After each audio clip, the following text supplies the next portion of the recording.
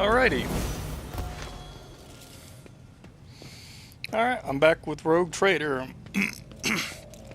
And here we are in Iraq 5, looking to acquire ourselves a Navigator. Just gotta get one last thing.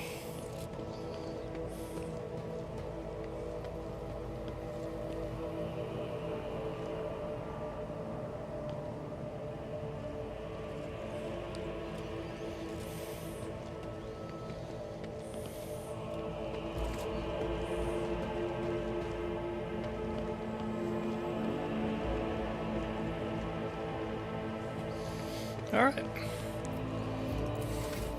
Let's get you a level.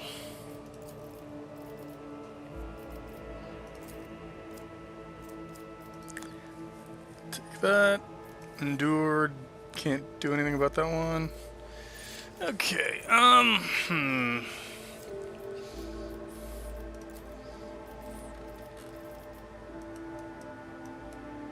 Come on. Yeah.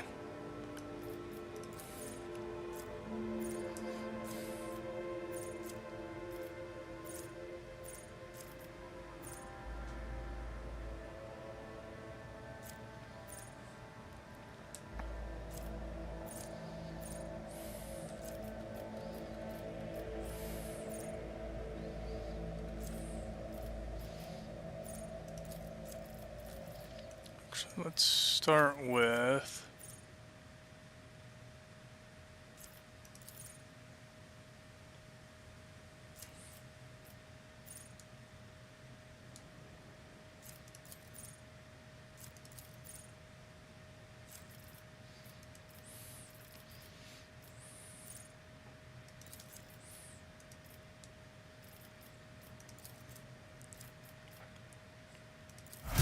alright, there we go.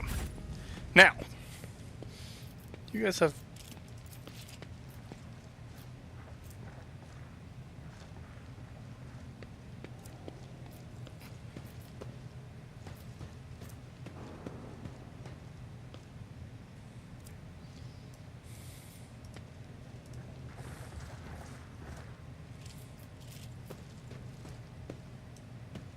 I always have a backup plan. oh, I miscounted. For whatever reason, I was thinking I had more people. White. Bright, pure color. Corpses here were And it's mauled all by a riddled with force horrible far veins beyond. that carry the poison of fear and pain throughout its body. Who are you? Why are you crying? No, do you have any? Okay, a stub revolver. Okay, that's not great, but.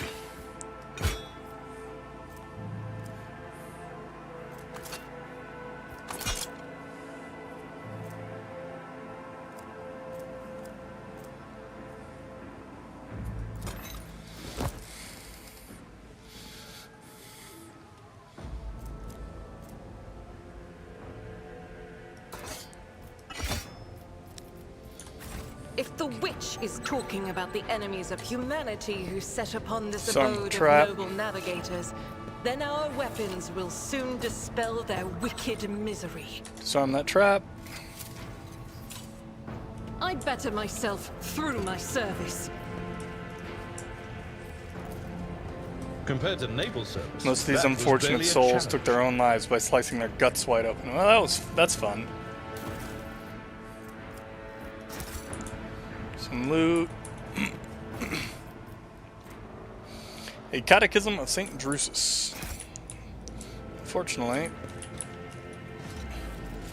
Oh, we're jumped. Stand firm. We must not let the miscreants defile House Orselio. Fire at will for House Orselio. I'll make an example out of you. You dare cross the faithful?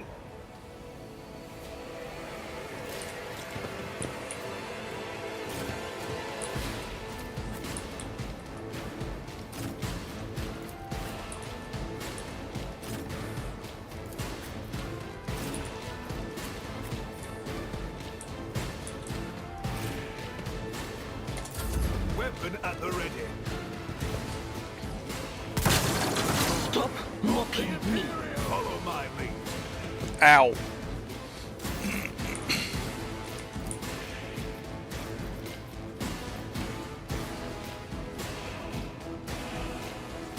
Take the shot. Not too bad. Could have been worse. Could have been better. Pain and duty go hand in hand. Faith without deeds is worthless.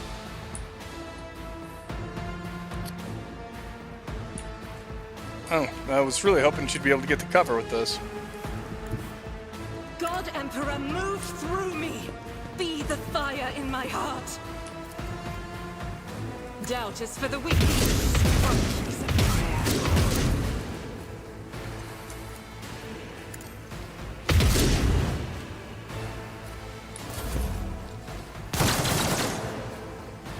My faith Well. strengthens me. I guess Argenta's faith is her shield.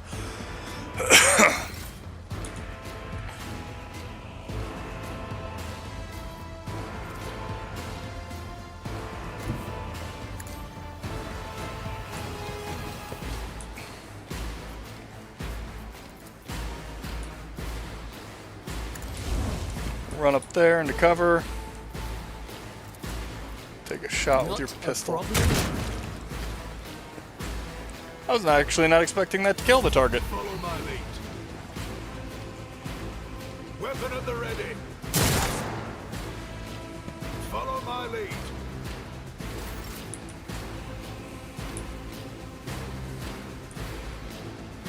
I should really give Abelard Follow my a lead. pistol. Victory is imminent. Can I do that right now? No.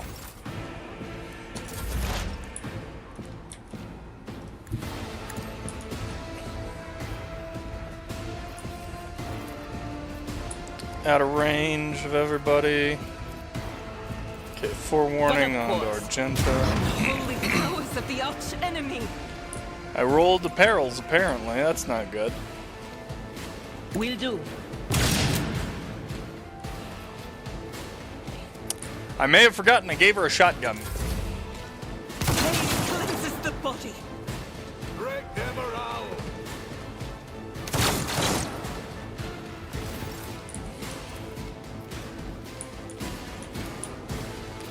Okay, put fire onto these fine fellows again. One down. My faith strengthens me.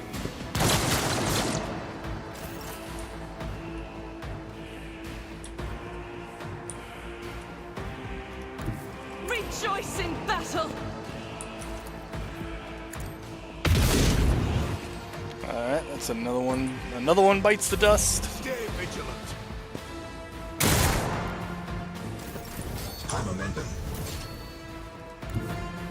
Let's see how they respond to this.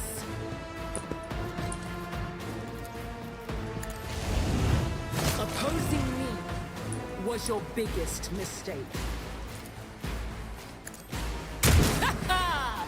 Another clean strike. Follow my lead.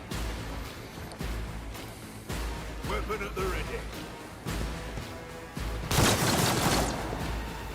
Follow my lead.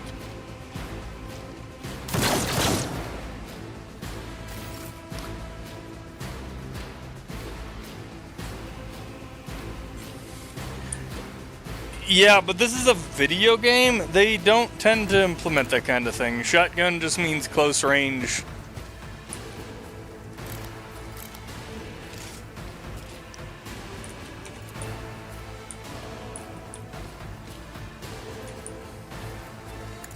Reduced to dust.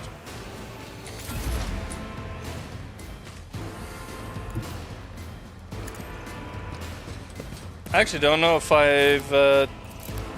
if there's any video game that I can think of that implements a multi-type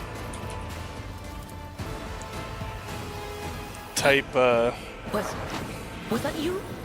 Or firearm. Temporary setback.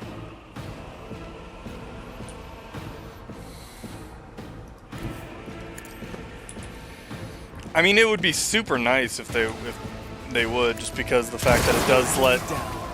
That is actually what's supposed to be special about a lot of those type of things, is their multi-function.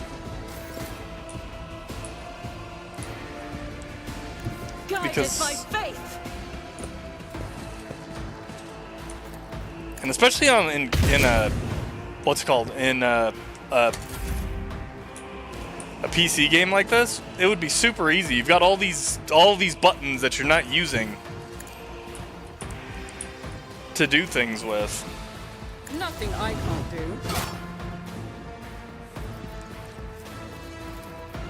Suits my purpose.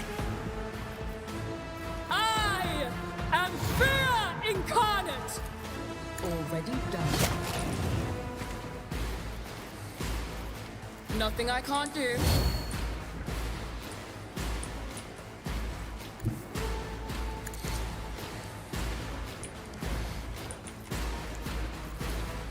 Suits my purposes. It might just... I wonder if it's a coding thing. Obviously, I'm not an expert when it comes to coding. At your back and forth.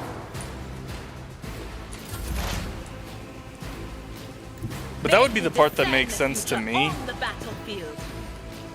It's just that it'd be a nightmare to code. I am ready for whatever comes. Who, if not me?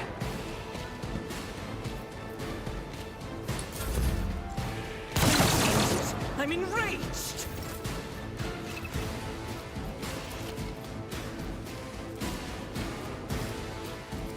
Okay, you're not actually hurt yet, so... The enemies of the Emperor will be undone. I'll do it.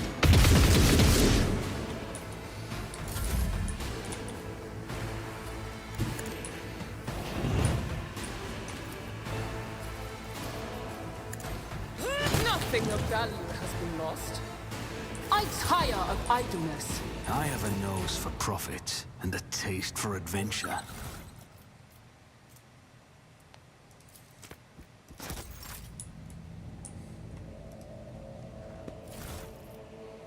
Ooh, a Ripper auto pistol. And some grenades. Who puts grenades in a bookcase?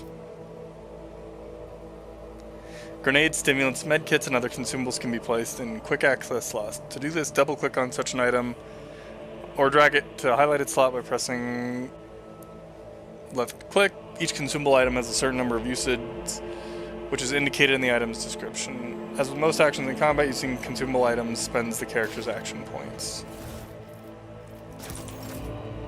I always keep my options open.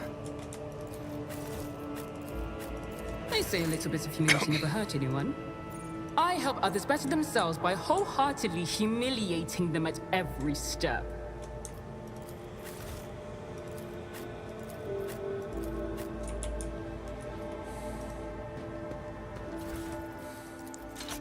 Oops.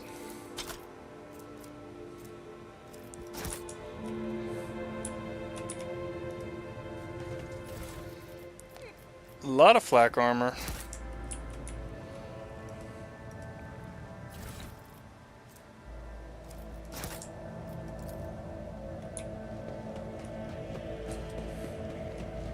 I always get Statue the job by done. the famous Calixian sculptor and chronicler Zacharias Vernon.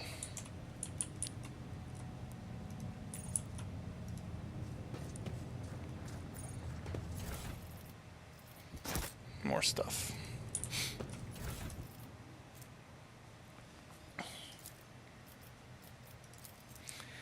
Intercepted conversation between security officers. Tremendous honor.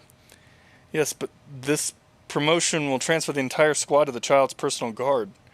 By the God Emperor, well, you are a strapping lad. You will probably make it for a cycle or three. It has worn down better men than me. What even is the point if your brains turn into mush? I may rip out my eyes like Amos did. At best, I'll just go bonkers like that little shit stain that kept stealing our loot. Oh, what happened to that one? Threw himself out of a depressurized chamber because some voices told him to. Calm down. Keeper Felix said the squad will not have to serve the child long. He even gave us a little leeway, unlike that fish-eyed... Be quiet, he might hear you. Well, you know what I mean. He almost busted our heads because someone forgot to check the catering unit. We haven't let in a single outsider in over 10 years, but Keeper Theobald keeps finding things to fret over.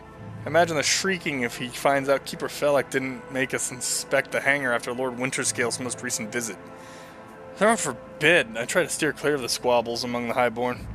Some of the Keeper Felek's orders make little sense, like the last time he commanded that we cut off communication with the Rykad Minoris for a while. Why would he do that? Looks like he grew tired of the Winterscale Scion's visits. It's always a pleasure to aid Keeper Felek. That's right, if the Highborn have grown tired of each other, let them deal with it.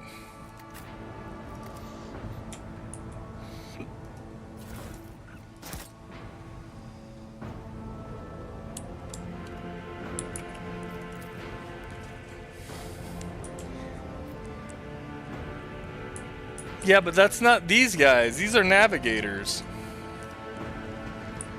Always keep your eye on the prize.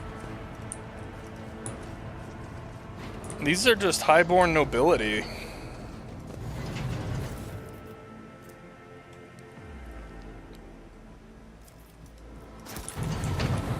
This is intriguing.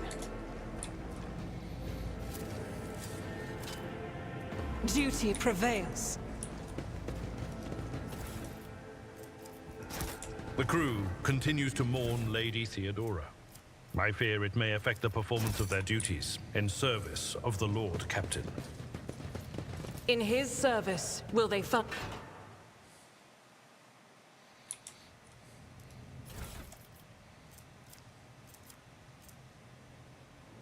Ooh, a Mars pattern sword.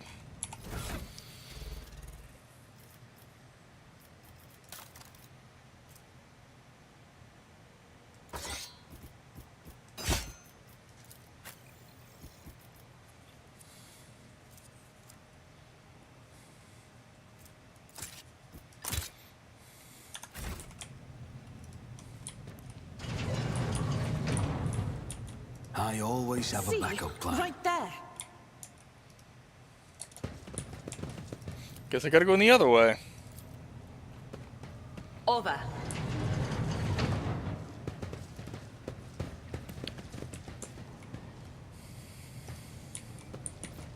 Never doubt me.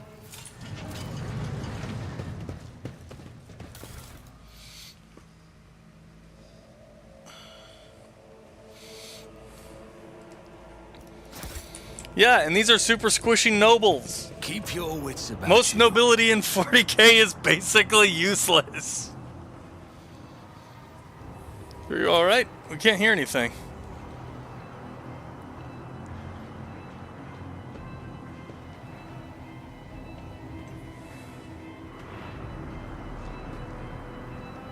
Now I see. You're in league with them. Is this an insurrection? Yes, indeed. Death to the traitors!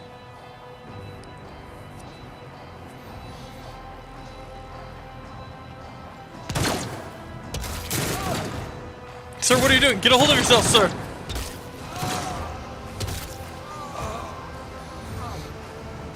I know you are all traitors. Traitors, all of you. They told me. They whispered. Hey, who are you?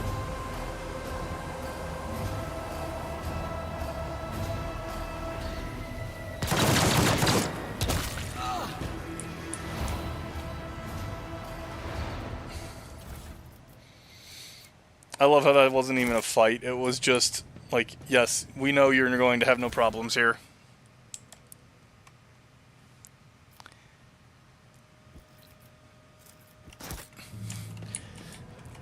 This isn't a warp-capable station. This is Rise literally to the just a top, space or station. get left in the dust. It doesn't go anywhere.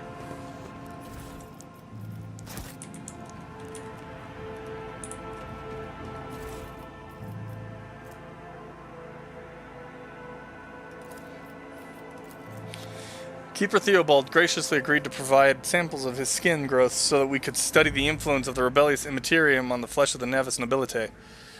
Just as we thought, navigators are positively resistant to the restless currents of the warp. The God Emperor truly does shield some people against corruption and misery, but let us get back to the study of mortal flesh. Another servant will be carried in shortly. I must ready the organ extraction equipment. Adamantine dust in Blackwater. That was the worst idea that could have entered my mind. God Emperor be praised, I am lucky to still have my head on my shoulders after this reckless experiment. Nevertheless, we did make an important discovery. The adamantine seems to protect the frail flesh of the lowborn to a degree. Having said that, not even the macerator can handle its temper. So we should probably introduce a more complex compound into the formula. All the data related to the experiment were recorded on data crypt K040H. I will get back to them later once I am done with experiment H41OK. Have I mentioned that the chunk of meteorite found by Keeper Felix subjects is completely useless? Well, its shining granules could be used to make new paints for the child. Yes, I think I'm going to do exactly that.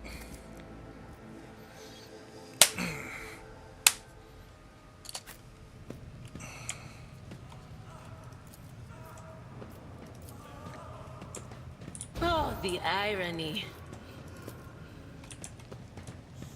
Failure is just a temporary setback.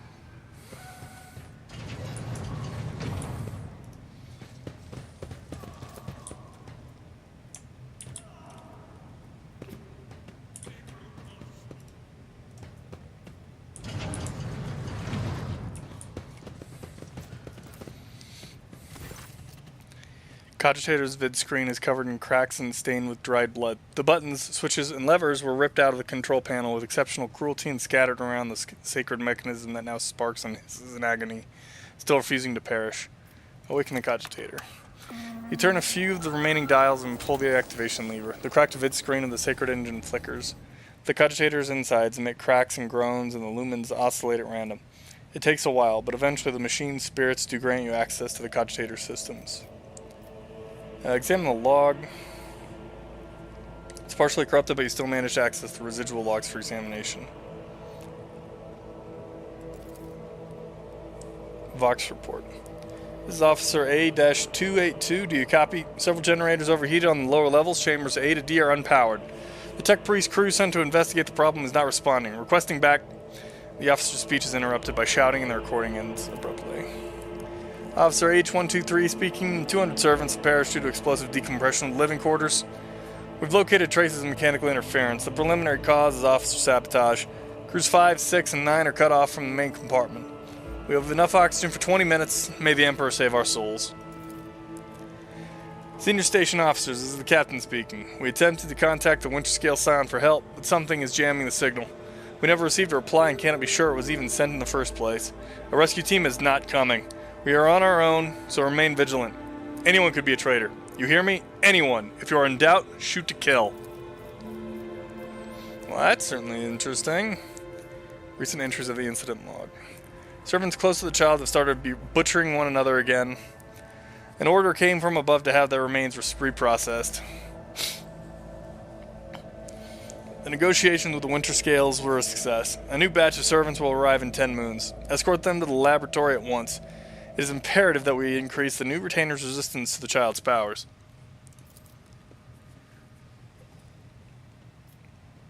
You're all good.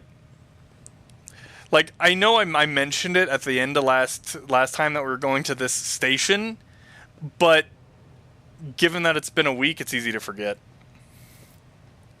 Examine the docking log. Identity confirmed.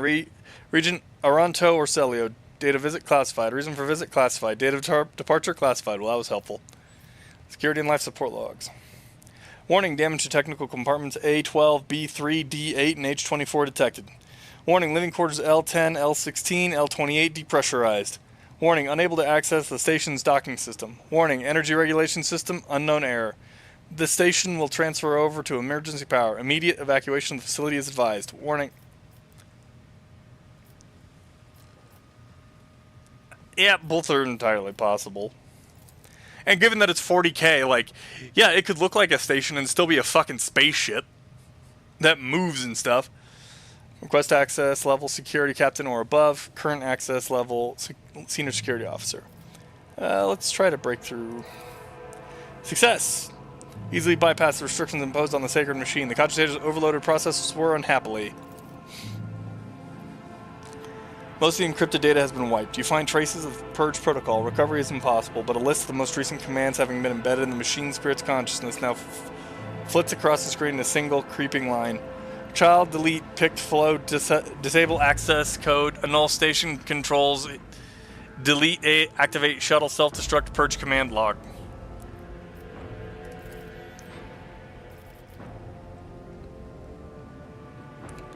Exploring the archives for a while longer yields a surviving excerpt from the guard captain's report mentioning that the security system had recently been reconfigured without his knowledge.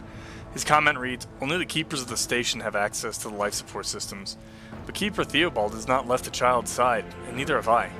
Could it be that..." Return to the list of available commands.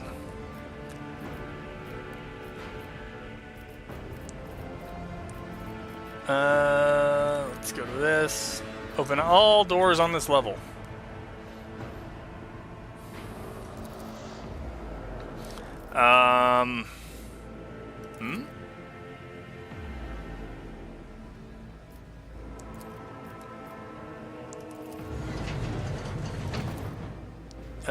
This one?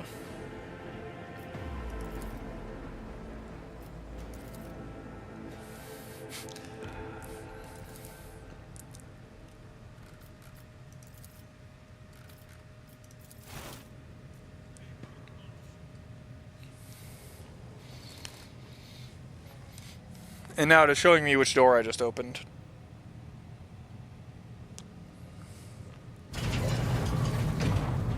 Yay, I opened a door.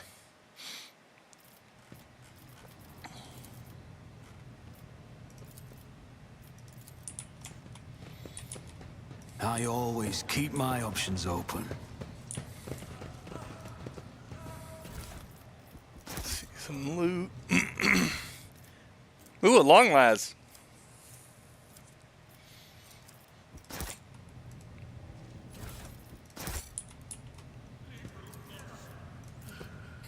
That wasn't so difficult. All right, we're gonna go give me a long las.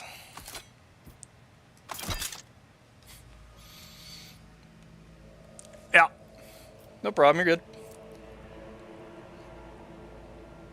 Only problem with this is it's only got a rate of fire of 1. Is there money to be made? Oh, let's actually give you a well-maintained las gun. Give you a las gun.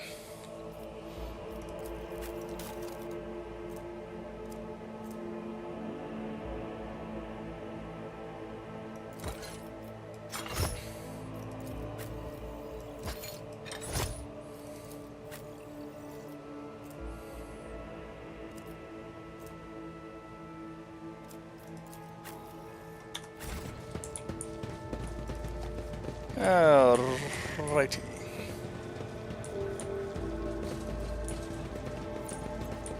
Let us not dawdle.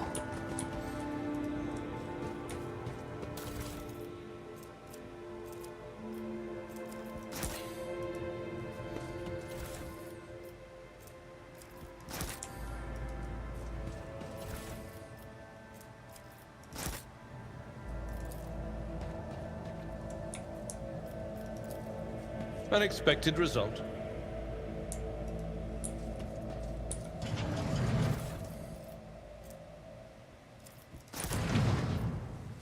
I always have a backup plan.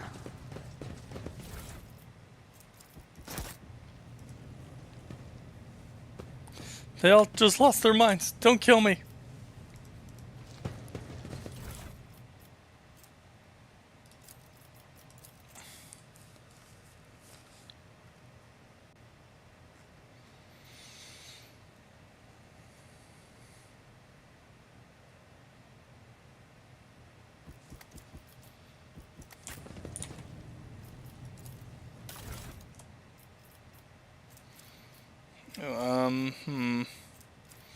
Well, they said the meteorite chunk is useless. What a peculiar thing.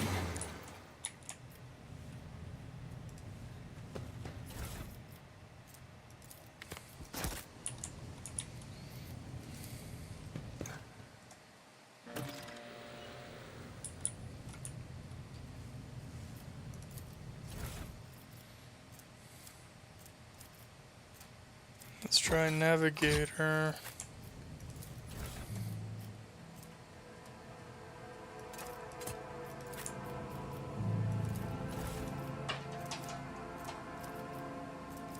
Biogel?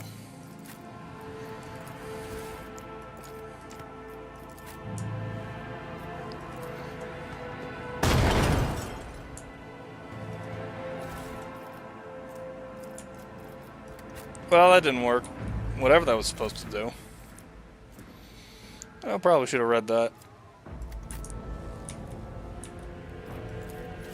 Oh well. Rise to the top, or get left in the dust. I have the control rod. I have what I need.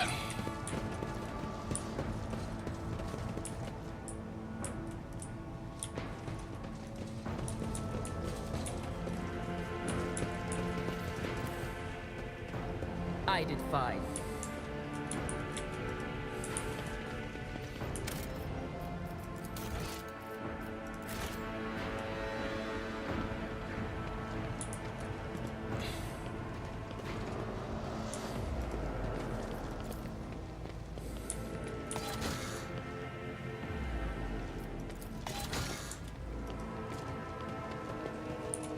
Oh, wait. I rise to the occasion. I think I forgot to do something. Keep your wits about you. I'm pretty sure I forgot to actually turn the power back on.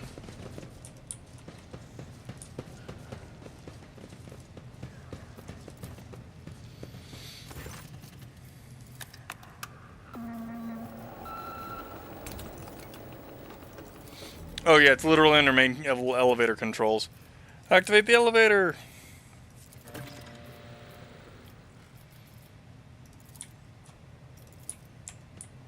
Okay, now I can Is there money do to that be part. made? Excellence matters.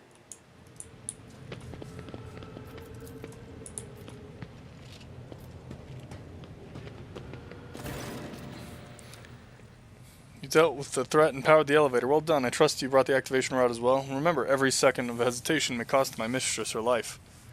Dira suddenly cocks her head and drives her nails deep in her shoulder. Then she starts mumbling. The crossroads. There are two paths, both stained with blood, both leading to the accursed eye.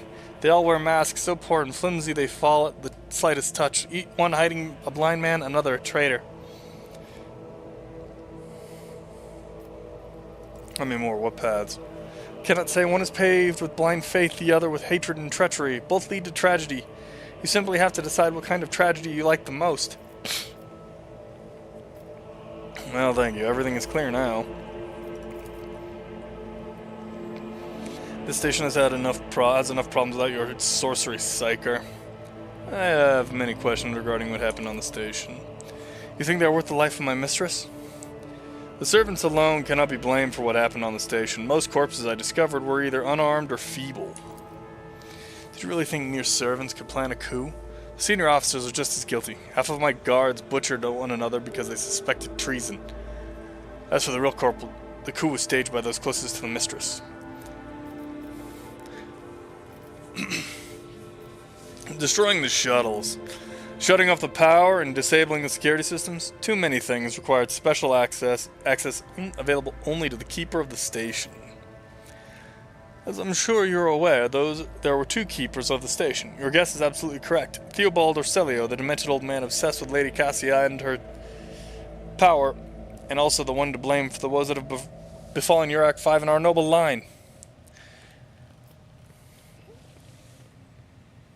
I saw the security captain's report. Only the keepers have access to the station's systems, but Theobald stayed at his side the entire time and could not have initiated the self-destruct protocol. Which means he did it before the report was filed, or maybe after, or... Felix's stern face twists in disgust. You dare suspect me of what happened? The one who is going out of his way to preserve what little there is still left? By the God Emperor, you will keep these slanderous accusations to yourself. Now listen to a recording of a private conversation between the station's officers. You were very lenient towards them, purposely neglecting the security protocols. It's lenient, this is true, and in the end I paid a steep price for it. Just look at the destruction around us. Insurgents have left almost nothing left of my home. Enough lies, Felek. I am certain you are the one behind this coup. I suppose it is time to remove my mask. Congratulations, you've got me. But did you really expect me to be sincere this entire time? To welcome you with open arms, an ally of Tisiphone and her monster? The accursed child who has tormented the navigators of House Roselio for years? Don't make me laugh. You arrived to help her completely destroy our house, and I cannot let that happen.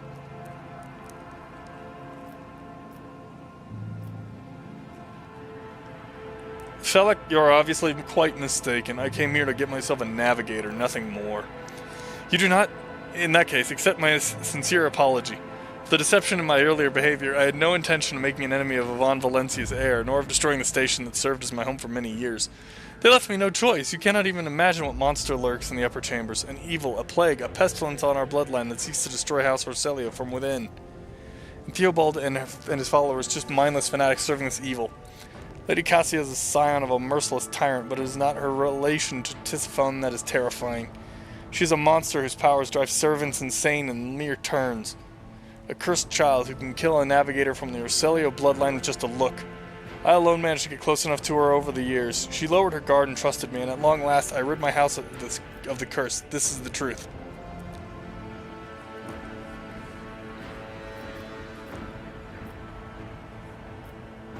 Well, if your cursed child agrees to become my navigator, I'll gladly rid you of this burden.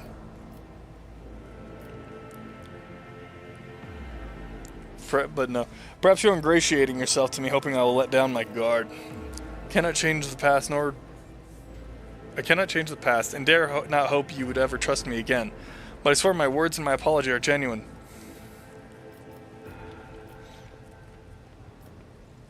Seems like yet another lie. Tell me, do you ever speak the truth? Pity. Felix squares his shoulders and gestures to his guards. I was hoping to find an ally in you, but now you are merely delaying the sorrowful end of your story. Prepare to die. Your arrogance will be your downfall. For the Emperor!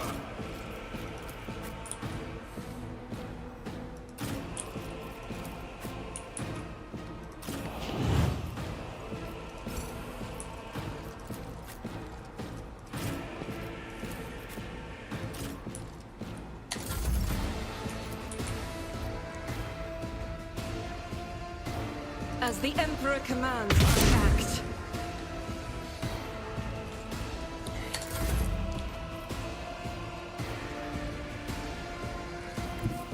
So you know what? You're gonna go over here. My tactics are flawless. Endure. Then you're gonna bitch slap Felek.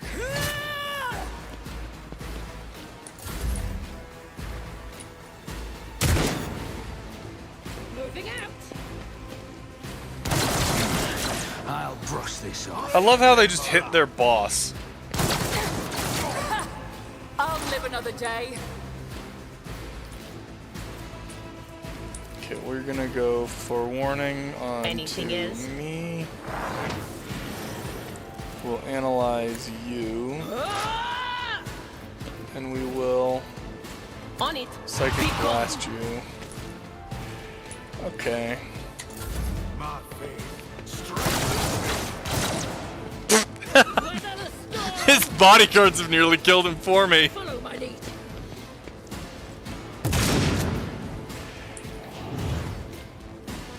Stay vigilant.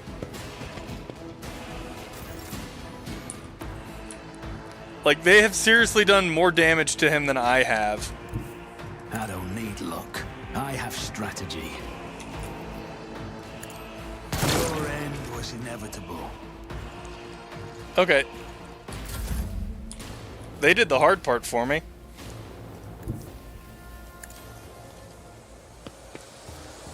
Oh, well, you want to get out your chainsaw. Indeed. Take a swing, and then you're gonna cleave to hit them both. Alright, cool. Then you're going to I will endure. do my duty. No, that's not endure, that was brace for impact. Same thing. God Emperor, move through me. Be the fire Move in up. my heart. I'll do And it. try and blast him with point blank range. Wow, you are a terrible shot. I'm getting XCOM flashbacks.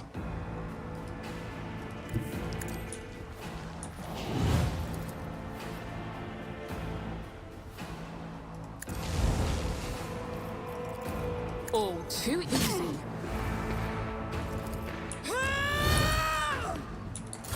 Onward! See what happens when you don't hit the target, Argenta?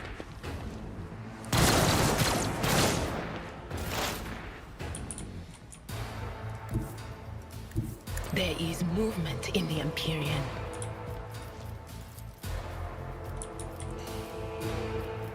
But of course,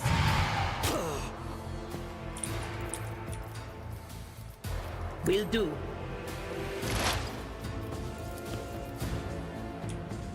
Was it you? Or That was insulting. Follow my lead. Just a minor setback. Moving out. You didn't stand a chance. Weapon at the ready. Follow my lead. That's nothing worse.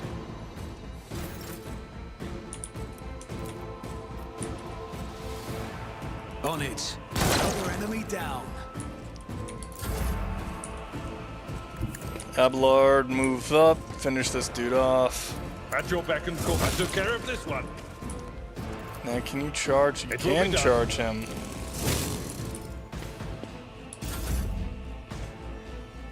Rejoice in battle! Okay, let's take two.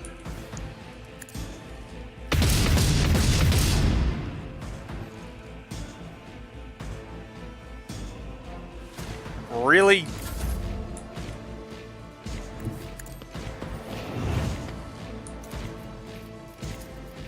Already done.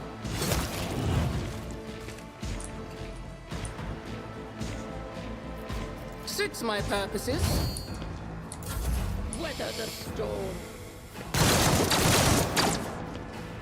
Break their morale.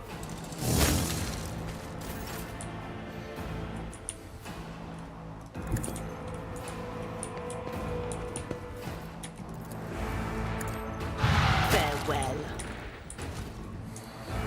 Should I divine our next step?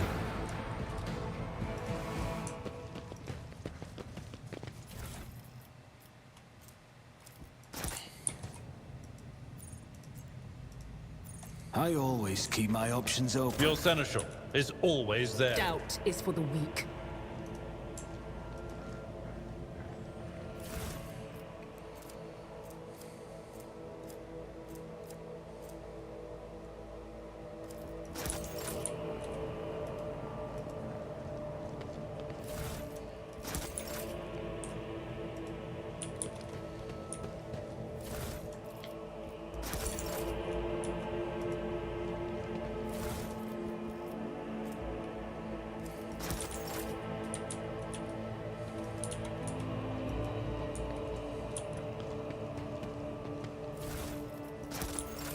Victory awaits.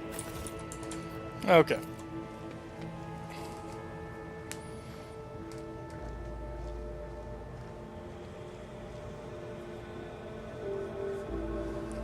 Now, let us Always go up. keep your eye on the prize.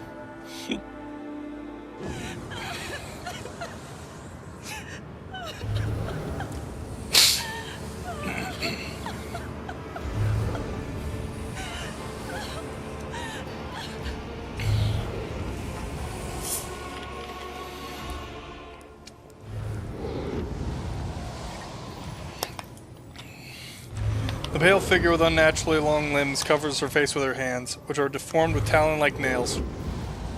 Her deathly pale face is coated with blood that continually streams from her scarlet misted eyes. Her spiny gills, slightly hidden under her disheveled hair, twitch nervously at your approach. Only now do you notice the third eye on the young woman's forehead, hidden by a jeweled ornament. And when your eyes meet, you sense overwhelming, soul-smothering power. Willpower succeeded. You are enveloped in despairing grief with an invisible hand closes around your throat, cutting off your breath. Your limbs seem to fill with lead, your heart hammers in your chest, and the desire to turn and flee from this room, from the station, almost gets the better of you. At the last moment, you master your emotions and your will pushes back against the illusion, forcing it to retreat. Adira. Adira emits something between a moan and a drawn-out whimper. Ow, ow, ow. As if my own little pals weren't bad enough. Now this one's barging into my head. Somebody stop her! Argenta heresy. Argenta looks at the tall figure with a strange mixture of anger and sadness. Then she lowers her head, and her white hair veils her face.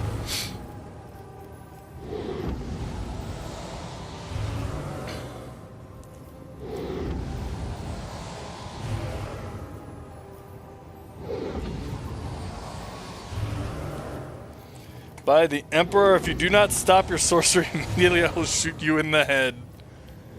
Overcome the crushing despair. I know why I am here, and so I will stand strong against any illusion. Direct all your attention inward to your heart, currently shackled by another suffering. Under the gaze of your burning inner eye, the despair and pain begin to dwindle. The darkness in your soul dissipates, the lump in your throat shrinks, and you discover that you are standing in front of a bizarre creature, a young woman whose tears you seem to have dried along with your own. She wearily shakes her head and lets out a drawn-out sound, similar to both a sob and the howl of a small wounded animal. What is happening? Was someone calling my name? Are all the betrayers dead already? And you are... Who are you?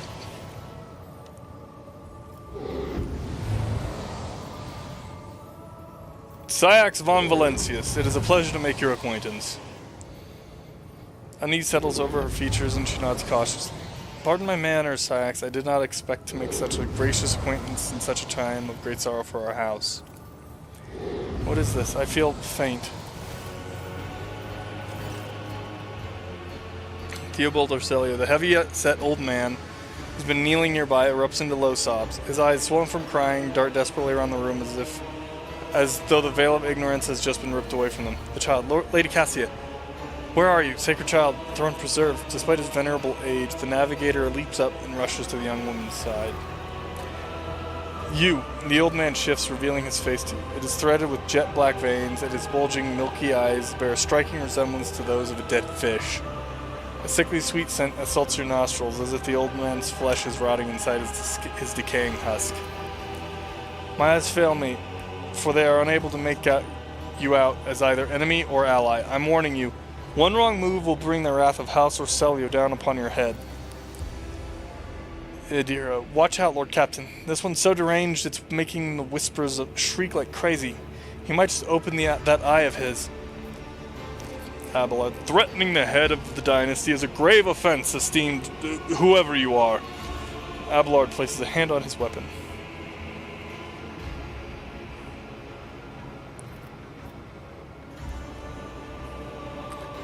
At present, I'm trying to determine what is happening on your Act 5. I'll grant that you do not look like the pirates who have come coveting the riches of the wrecked station, or like scoundrels in Felix service. So who are you? Abelard, introduce us. His Lordship, rogue trader Syax von Valencius, heir to the greatest protectorate in the Kronos Expanse and bearer of the sacred warrant of trade, extends his greetings.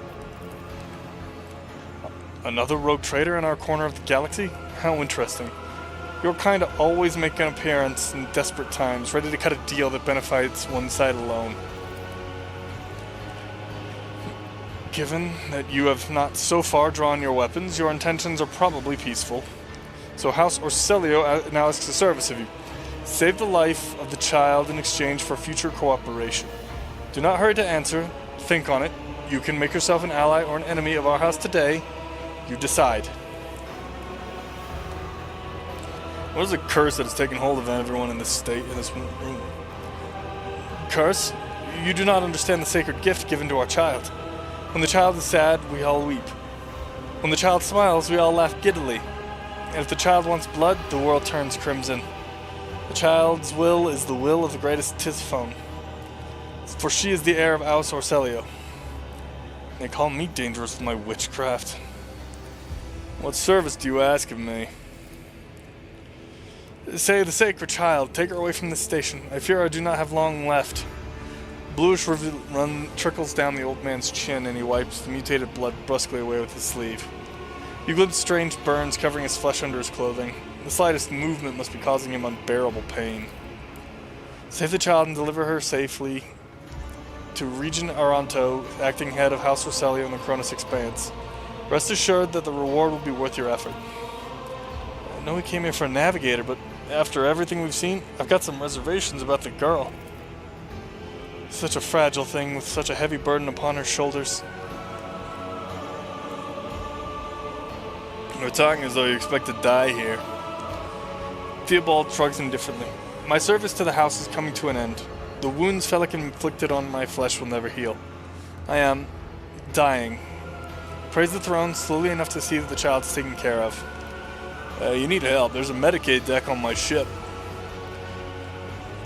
Theobald only shakes his head. No, I am the keeper of Urac 5, and I will perish along with my station. On that note, I have other matters to attend to. I don't know what happened between you and Felix. Felix is my wayward student. He came to Urac 5 as a callow youth. I personally mentored him and entrusted him with the care of the child. He was like a son to me, but he proved to be just another traitor.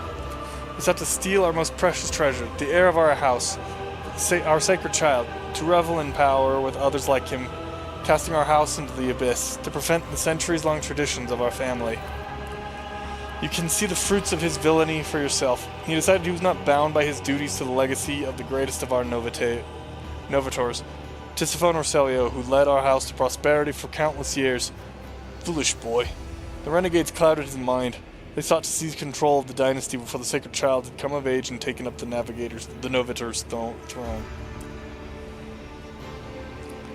Felix accused you of treachery, Theobald. Why should I trust your words? Defending myself before strangers, I never thought I would fall so low. The old man looks at the unmoving Cassia and shakes his head in resignation. If the child's life were not at stake, very well, I have no choice, or proof of my innocence. I can give you my word as a member of the Navis Nobilite. The honest word of an honorable man counts for anything with you. I guarded this station against calamity and incursions from without to the best of my ability. I forced the wardens to strictly observe security protocols. I personally selected every servant, and I faithfully protected the child during the coup. How could you lose control of your own station? Do not thrust my heirs in my face. I am twice your age and twice as wise. I'm not sure about that. Take my advice. Trust no one but yourself and the Emperor. Even those closest to you will betray you for gold, power, or a far-fetched idea of a bright future. I believe I've made my decision. Is that so? Please share your thoughts. Cassia shall come with me. Good. That is good. The old man nervously licks his lips, but do allow us to say our proper farewells.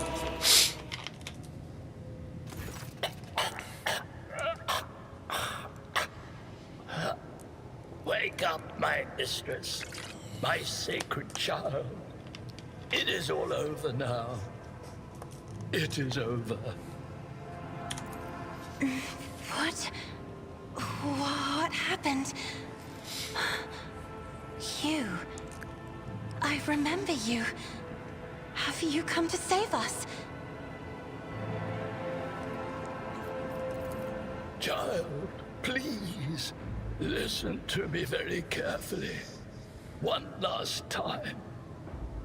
You will now embark on a voyage with this lord to rejoin the house and its regent in the Cronus Expanse. I will not be able to accompany you on this journey. No! Not you too! Don't leave me alone in this violet-brown haze! You're coming with me! Your mistress is giving you an order. Do you hear me? Mistress, I fear this will be your only order that I dare to disobey. I am the keeper of Urac 5, and alas, I have less than a day left in me. Allow me to serve you one last time and honor my final duty to House Roselio. I will remain on the station and destroy the secrets it holds. Oh, Theobald.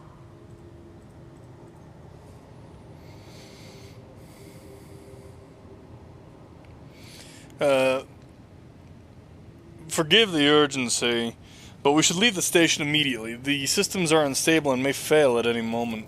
But this is my home.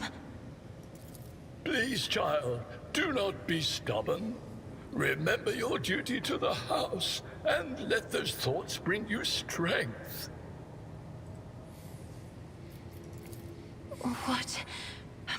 What are you going to do to me?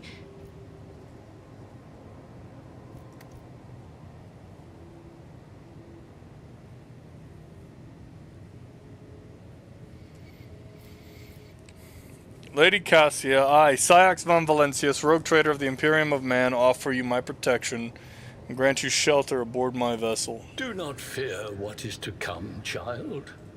You are ready to guide any vessel. I know this because I taught you myself. And it is difficult to imagine more worthy company than a rogue trader. But remember, your safety is of paramount importance. Get to the Great Regent and fulfill your destiny.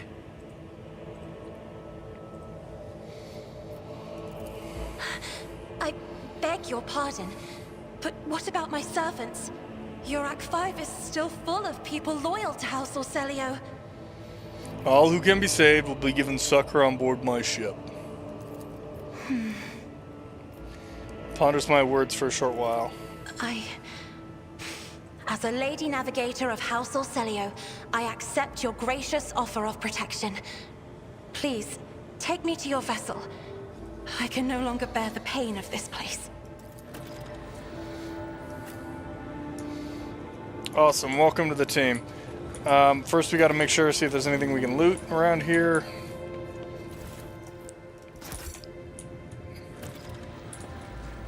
Don't take it personally, I do this all the time. To the top, or get left in the dust.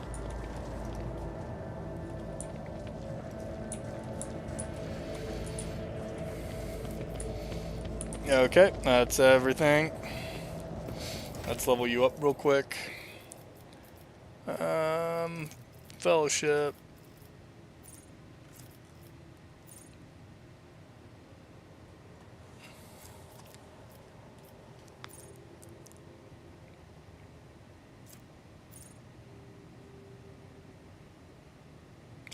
Let's take that one. That way she just has to be able to see something in order to be a problem. Keep your wits about you.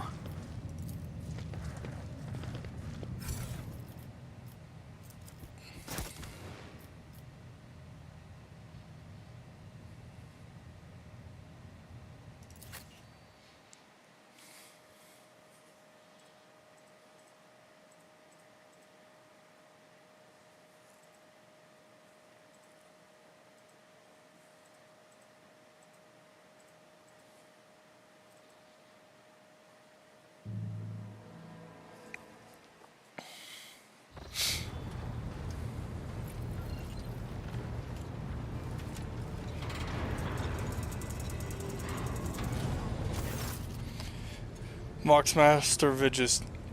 Lord Captain, Lady Navigator, welcome aboard. The Sanctum Navis has been prepared for the communion ritual, but if the Lady Navigator wishes to rest in her quarters first... Your heart starts beating furiously, your breath comes short and choppy, and your fingertips tingle unpleasantly. You notice that Vigdis is shivering slightly and the crew are glancing around in puzzlement, searching for the source of the sudden wave of unease.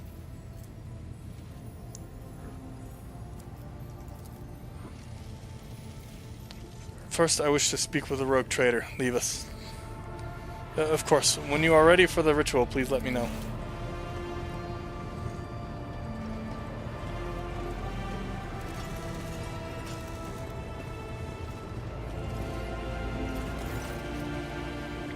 Cassia sweeps her pensive gaze over Vigdis, then lowering her lashes slightly turns to you.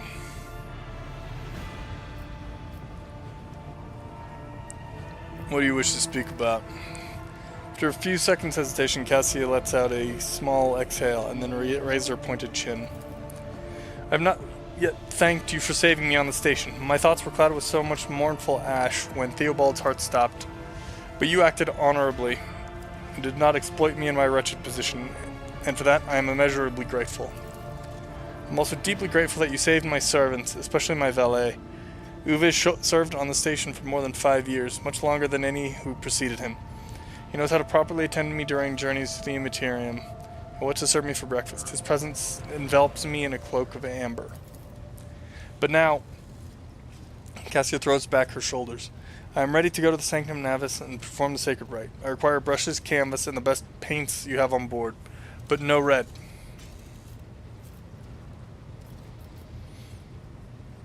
Alright, I shall ensure that all the necessary supplies are delivered to the Sanctum Navis. I don't want to know why you need all this stuff anyway.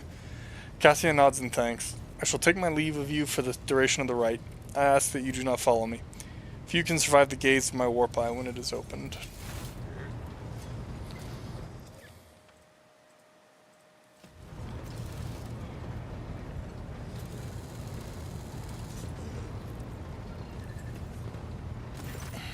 Locks Master. Lord Captain, I will oversee the open channel between the Lady Navigator and the bridge, and may the Emperor's light help us all.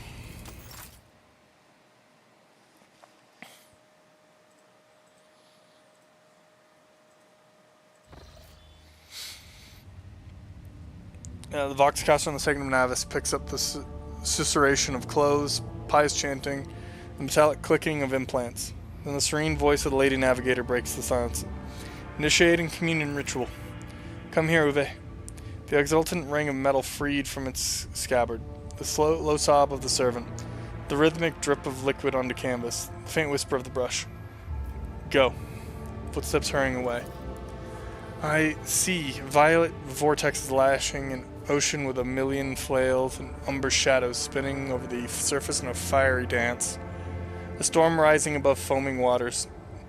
Armadas drowning in fog. The path from one end to another cannot be seen. And here, beyond the wall of glass, a daughter forsaken by her father yearns for her brother. And the sun's pale disk goes in tireless pursuit of her? No, of me. Its frozen rays lie that spring is here. The light is deadened. The great ruler is gone. Vox Master recoils at Cassia's words and accidentally snaps one of the cogitator levers. Panel beneath her fingers emits sparks and the Vox caster falls silent. She quickly flips a series of switches and bows guiltily. My abject apologies for cutting off the broadcast, Lord Captain. I've never heard the warp speaking through a navigator before. The connection is restored now. It will not happen again.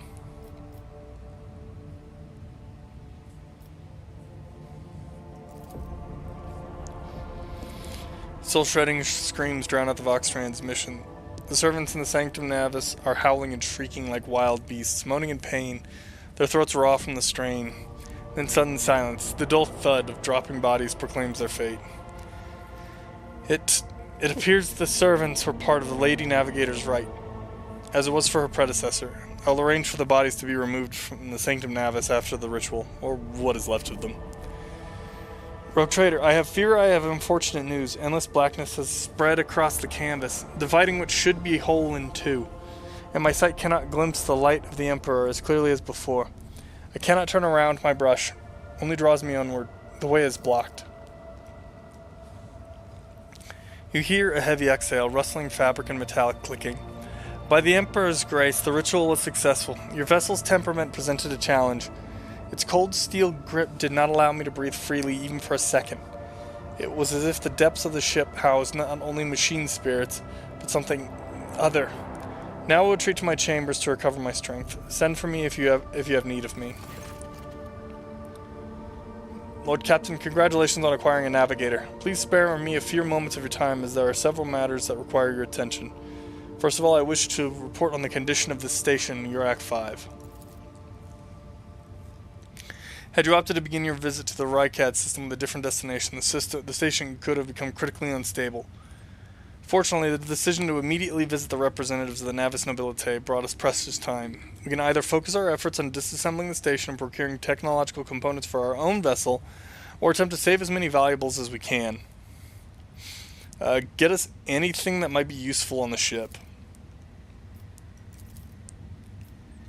With your permission, I would also like to remind you that we are still looking for an engine seer prime. Both the vessel and its machine spirits are in desperate need of oversight by experienced tech priest. We're also missing some crew and more importantly, we have not yet located Heinrich von Kalox, the right hand of the Lord Inquisitor. Now we must know for certain he was not at Rearc 5, so we should keep this in mind making future plans. Thank you, Vigdis. That will be all for now. As it pleases you, Lord Captain.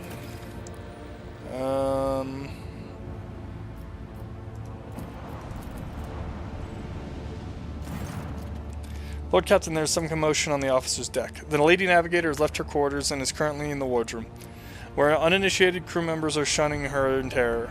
Perhaps you should find out what has brought Cassia to the deck.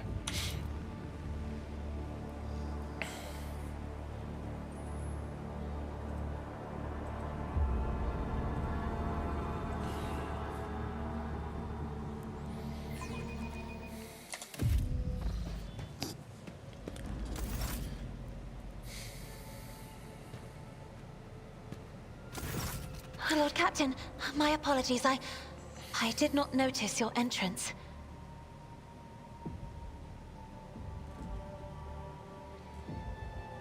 Alas, a title alone is not enough to hold everyone's attention all of the time.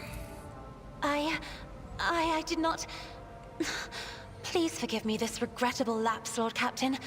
There are times when books sweep me up, and I lose myself in their pages and forget about the world's existence.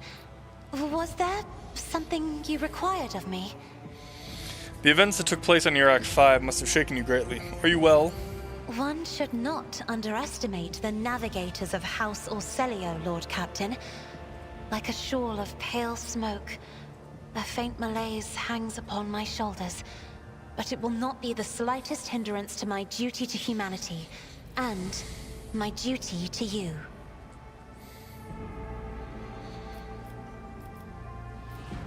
I see you're fond of reading. Oh, this. I found this fascinating read on one of the shelves, and I must say, it has caught my eye. Its every chapter is written in verse. I find it so beautiful and enrapturing. Urac 5 had a vast archive of its own, of course. Although most of the works within had to do with scholarly disciplines of some sort or another. Only in my sparse moments of respite was I allowed to escape into the pages of more embellished works. Your only attendant is your valet from Urac 5. Do my servants not measure up to your standards? No. It is not that at all, Lord Captain. It is just that Uwe is quite capable of carrying out his duties by himself. He is well accustomed to my whims and preferences.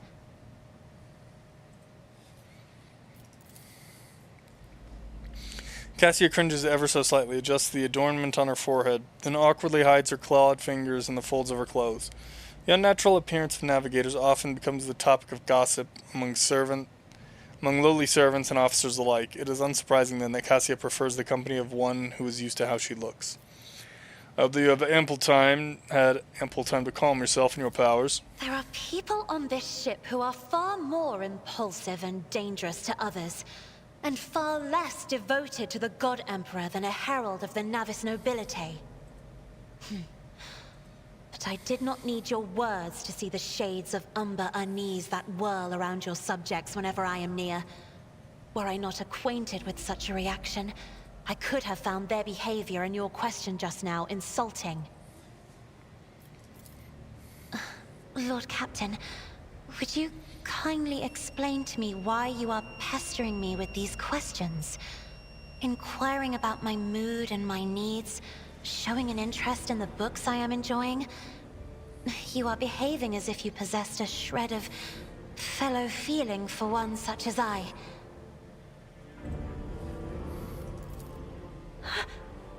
I beg your pardon, Lord Captain. That was no way for a navigator to conduct herself. You have nothing to apologize for. Human emotions are natural, be they good or bad, and it is just as natural to share them with others. Please forgive me. I cannot even understand myself right now. Your words and attention have reminded me of life on the station, of Theobald and Felek. I do not understand. They were merely the keepers of Urak 5. So, why do memories of those two make me feel a strange heaviness here? She places a hand on her breastplate. At the same time, I find myself overwhelmed with new excitement and anticipation. At last, I have set foot outside my familiar walls and into a world that I have only seen before in the pages of books. Your ship alone is a treasure trove of remarkable artifacts and curiosities. And just imagine the things that await beyond, but... my delight must seem childish to you, surely. In your heart, you must be finding all this quite amusing.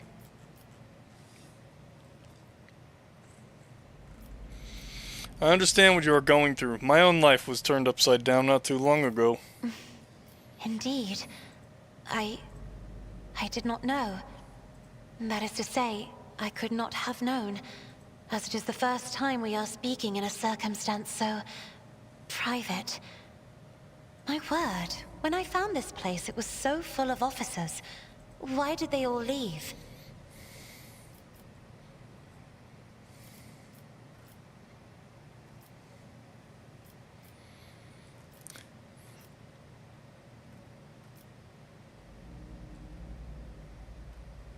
Perhaps my people did not wish to disturb you. Or because my presence offends them. Then I must take my leave as well. I am due to inspect the Sanctum Navis after the communion ritual and prepare the chamber for the upcoming warp jump. Thank you for your company.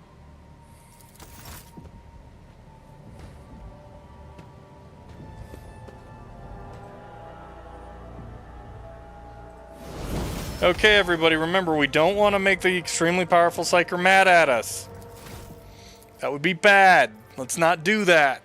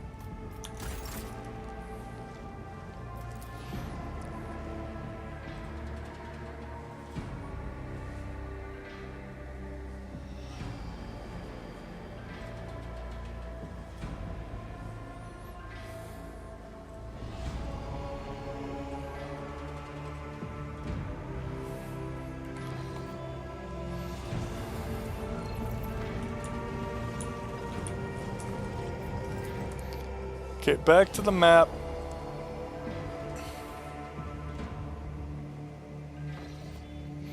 No.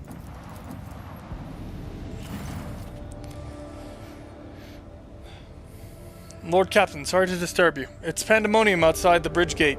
One of the officers seems to be demanding an audience with you in person. I think I hear Master Worsarian's voice. In any case, I wanted to warn you in advance. Aye.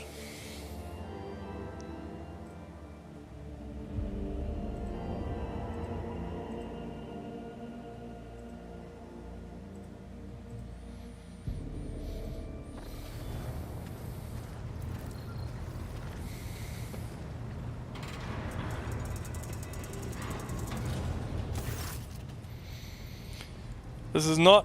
The everyday sounds of the bridge are disrupted by voices raised in anger. Abelard's voice the loudest of all. This is not the conduct of an officer. These are the antics of a highborn brat out on a lark. Explain yourself, Lieutenant. Orville vent. The young woman standing before Abelard strives with all her might not to quail under the onslaught of her superior's anger. She falters, but then manages to look him in the eye and say, I apologize, sir, but I must speak to the Lord Captain. Very well, Lieutenant.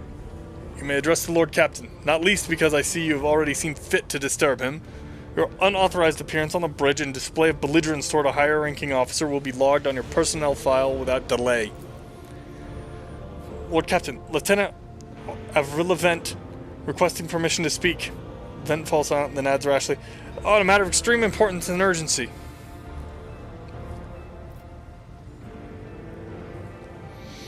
You may speak, but I want to hear a report, not a shouting match. Having two officers bickering in full view of the bridge is unacceptable.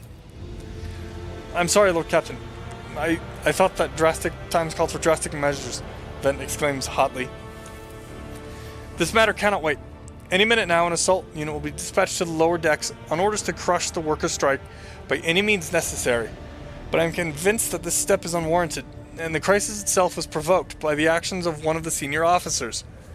Vent is almost trembling with tension as she delivers her speech, her face extremely pale. Abelard, in no hurry to intervene, lets out a skeptical huff. He glances at Sourbeck, who is standing not far from him, but she maintains a stony expression. Lord Captain, I urge you to investigate the actions of Seneschal Wissarion, and to intervene in what's happening on the lower decks, because very soon we'll have a mutiny, or a massacre on our hands. Vent reels off the last words as though she knows them by heart. She has clearly been preparing to say them for some time. When she is finished, she casts an anxious glance at Abelard, then at you. How did all this start? The situation could boil over at any minute, so I'll give you the condensed version. It all began when the enforcers found a cultist amulet on the body of someone who'd been killed in a drunken brawl. We reported up the chain immediately, arranged for a cleansing rite to be performed, and opened an investigation.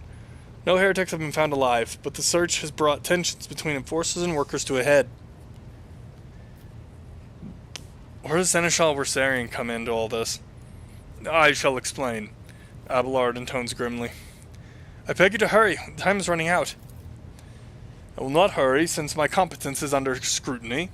I shall speak for as long as I see fit. There is an established order to the way things are done on this ship, and one of the pillars of that system is that the rogue trader's attention is not distracted by trivial matters.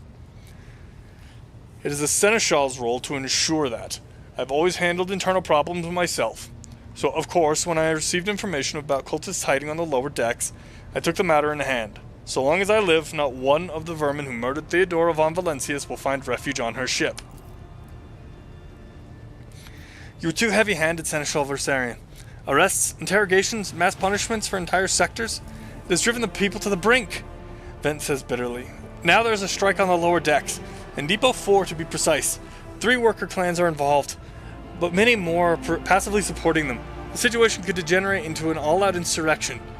But when I reported my concerns, the only response I received was an order to dispatch an assault unit and crush the strike with maximum force.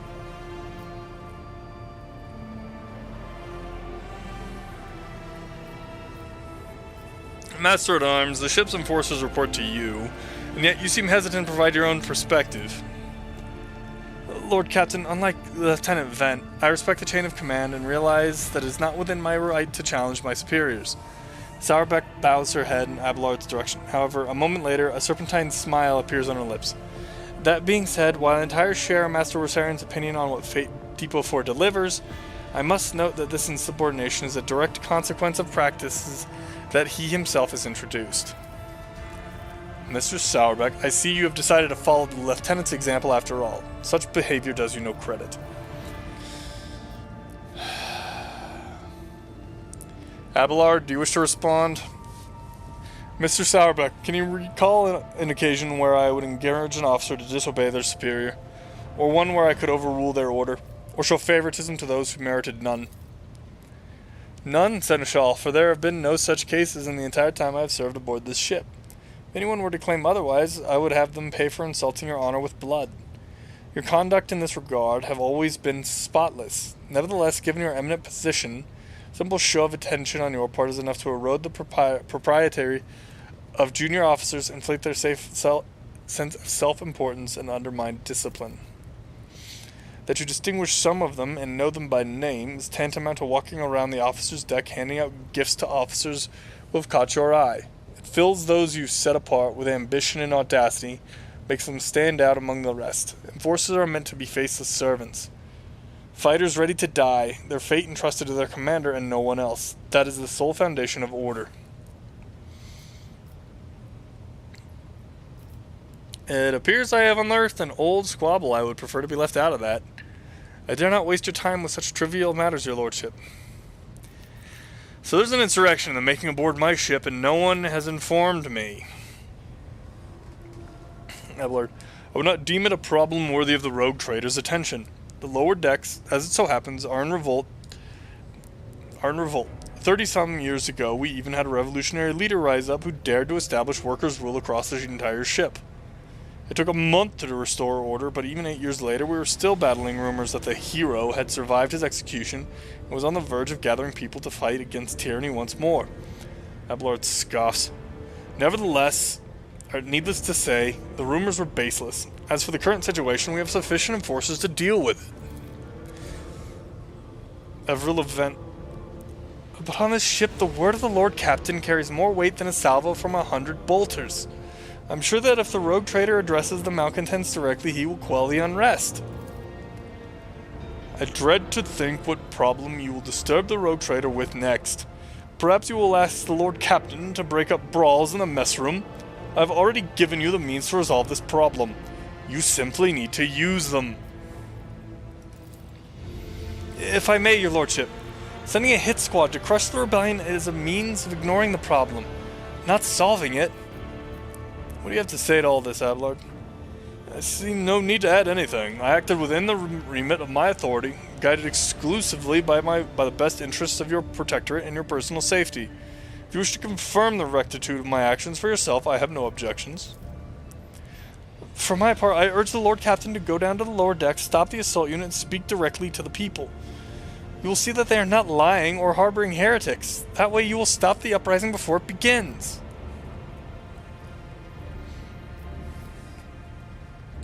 I am certain the Seneschal was acting within his authority, but I will verify the soundness of his decisions for myself. Thrawn, preserve you, Lord Captain. I thank you for your support. Abelard grits his teeth slightly. An enterprise bordering on the sophomoric, but please yourself, Lord Captain. However, I categorically insist that I escort you. Well, it's kind of a given there, Abelard. Jocasta Sourback. Lord Captain, I regret that the enforcers were unable to handle the situation, which then led to your and the Seneschal's involvement. I consider it my duty to go to Depot for myself and see to the expedient resolution of the incident. Oi! Alright, let's get going, squad.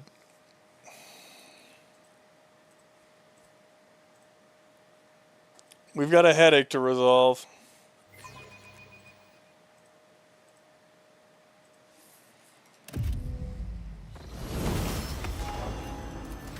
Okay, first things first, let's get our levels.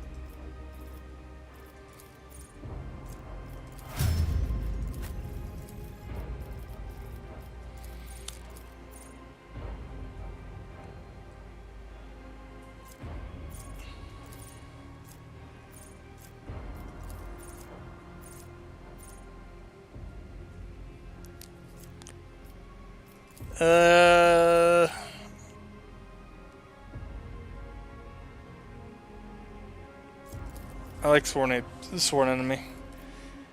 Smack something for a lot more damage.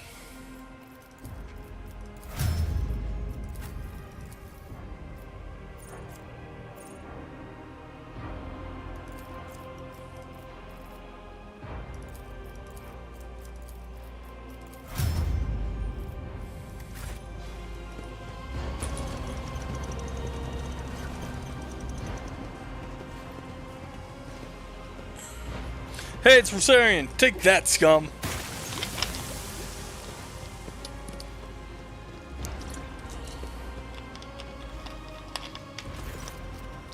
Abelard reflexively wipes the sweat from his brow in a startlingly human gesture. And a telling one. A rare moment where he allows his age and weariness to show through his armor-like veneer of self-assurance. The lower decks are a source of endless problems. Sometimes I dearly regret that we cannot replace all of the locals with servitors. Let's keep moving. We need to get to the bottom of this.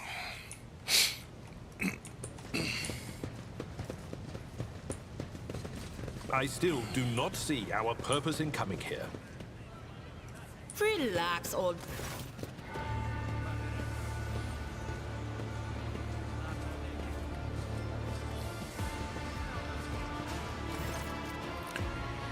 The sounds of a heated discussion reverberate through the ship's bays. Lieutenant Avrilla Vent, the ship's enforcers, is barring the path of her superior, Master-at-Arms Jocasta Sarbek, who has arrived clad in armor. Judging by their expressions and tone, the standoff has dragged on for some time already and has now reached boiling point. Lieutenant Vent, my patience is wearing thin. I have given you an order, now get out of my way. I cannot comply with that order, ma'am. Vent looks shaken, but there is fire in her eyes. This is my deck and my sector. So long as this area remains under the Lord Captain's special oversight, no action can be taken without my express permission. There are only 3 people who are authorized to make me stand down. The first officer, the rogue trader, and the Emperor himself. Abelard, so not all my lessons fall on deaf ears. Abelard mutters in crabby approval. He does not clarify whether he means Vent, Sauerbeck looming over her, or both. Avrilla Vent, your lordship! Noticing you, the 2 officers snap to attention and salute, their subordinates following suit a moment later. What's the situation? Your lordship, my people have locked down the bay where the strikers are, including their leaders. We have the situation under control as far as resources allow. Under control, Lieutenant? I came here to lead an investigative unit, and what do I see? The rabble is on the verge of mutiny. There's nothing to investigate. This simply calls for immediate repressions and firing squads. And you, Vent, are a step away from facing charges yourself. I want to speak to the strikers. Abelard's mouth twists, but he restrains himself and says nothing. Right you are, Captain, Lord Captain. Allow me to wish you good luck. Hope gleams in Lieutenant Vent's eyes.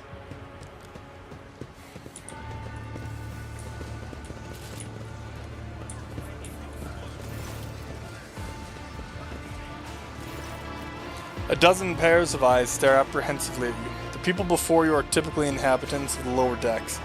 You take in their simple clothing, crude weapons, and faces that display varying levels of mutation. From barely discernible to the strange to the outright grotesque.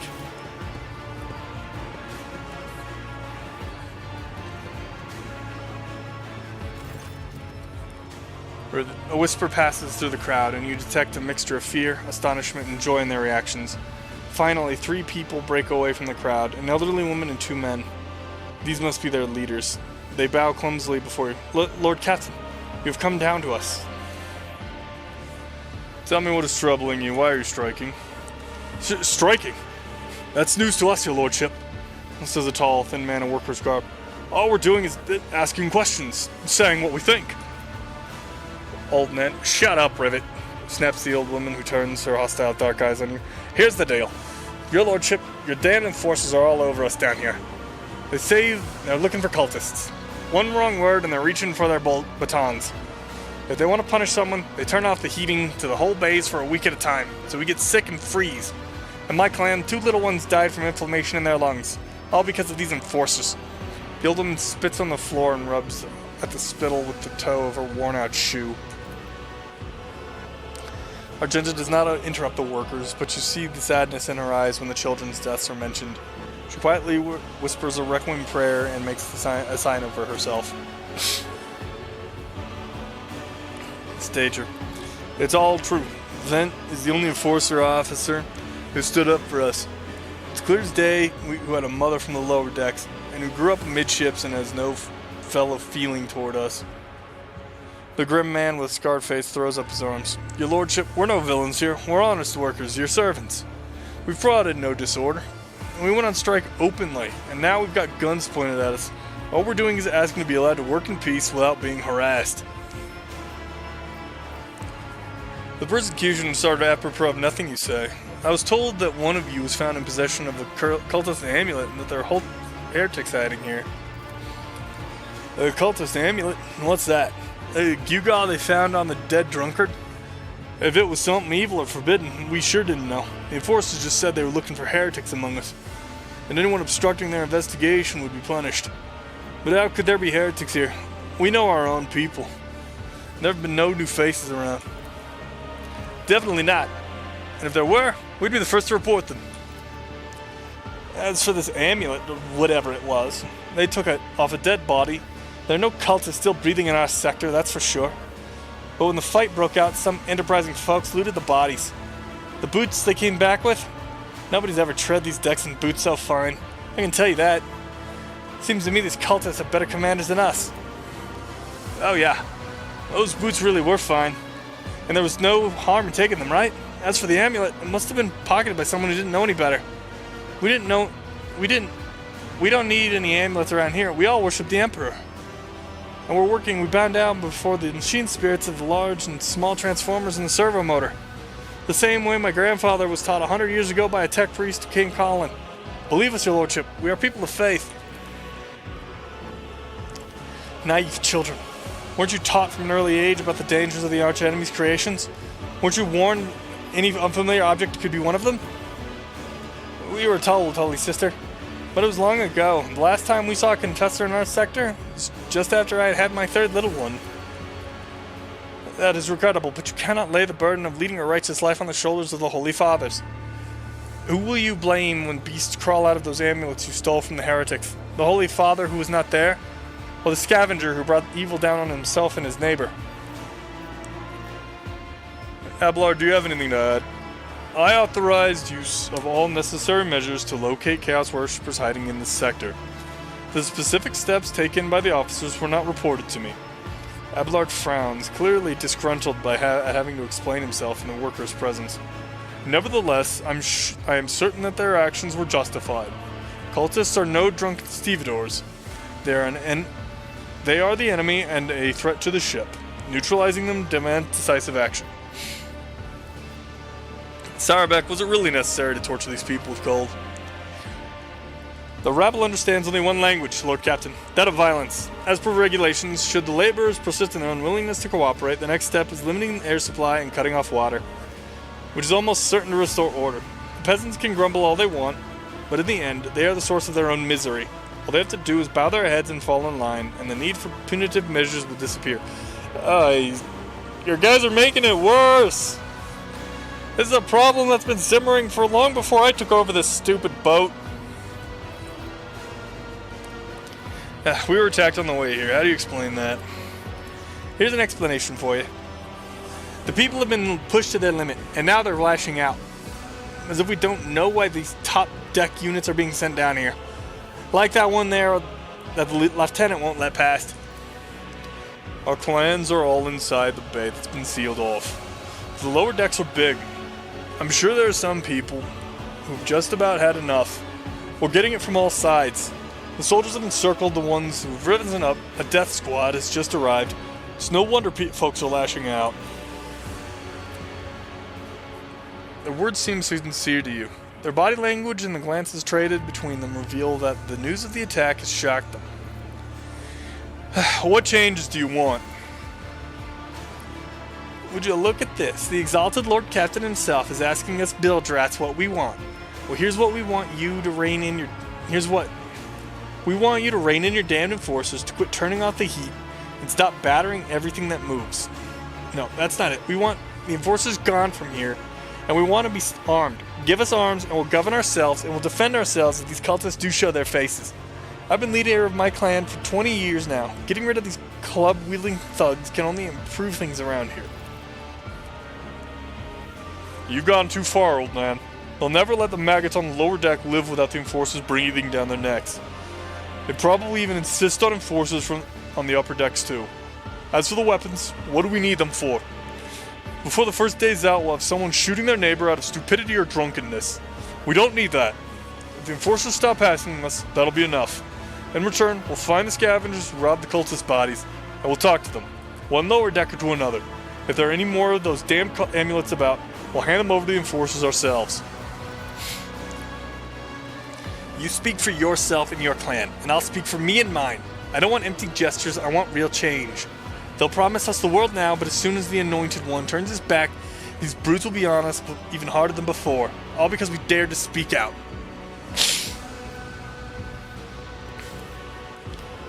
The tall worker's eyes dart between the two arguing leaders. Every few seconds he opens his mouth, as if planning to agree, but each time he falls silent, simply making vague noises of approval.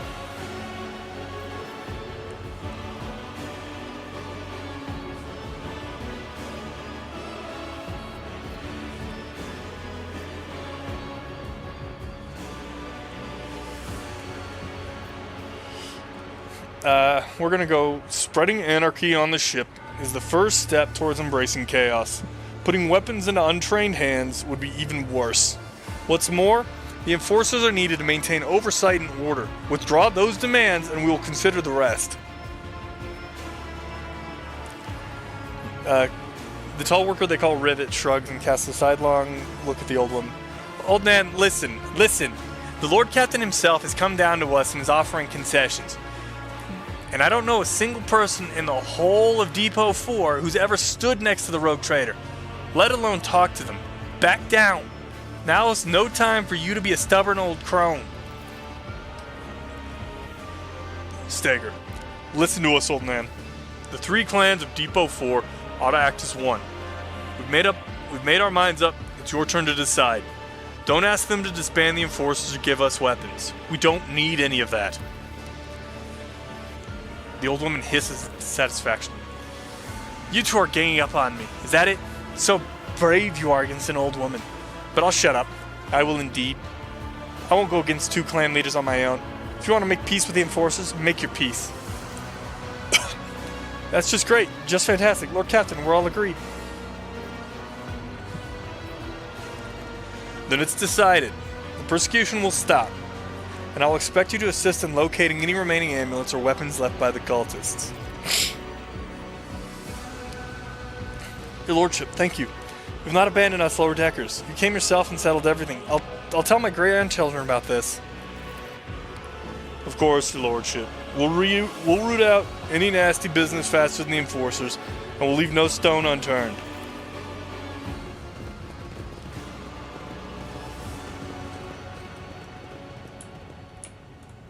Is there money to be made? Well, let's sorted that out.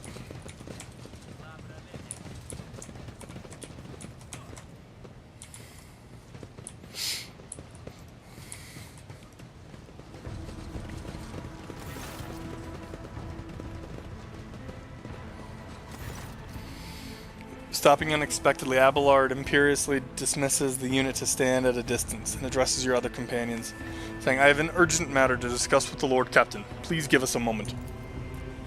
Abelard looks at you and his last vestiges of restraint vanish. Well, are you pleased with your investigation, Lord Captain? You kowtowed to the disloyal rabble. You believed their lies and showed them leniency. Next time the ship is attacked by cultists, that rabble will welcome them in with open arms and allow them to wreak whatever havoc they like, because they see you as a weak leader. Is that how you see your future at the helm of the Von Valencia's Protectorate?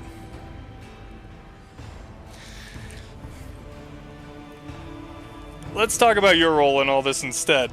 You allowed this revolt to happen. Your actions practically guaranteed that it would. I would have handled the situation myself had you not decided to intervene, Abelard says irascibly. Remember, Lord Captain Theodora, do you think she ever set one slippered foot on the lower decks? No, she did not. Such matters were left to myself and the junior officers while she dedicated herself to her grand designs for the Protectorate, as any true strategist and rogue trader ought.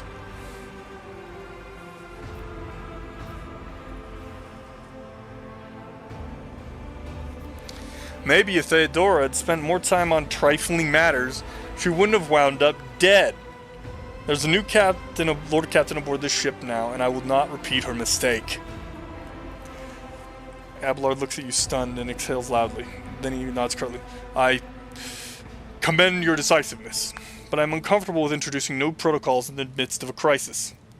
And Abelard stands straight at attention. I lost my temper, Lord Captain, and I believe I ought to explain myself.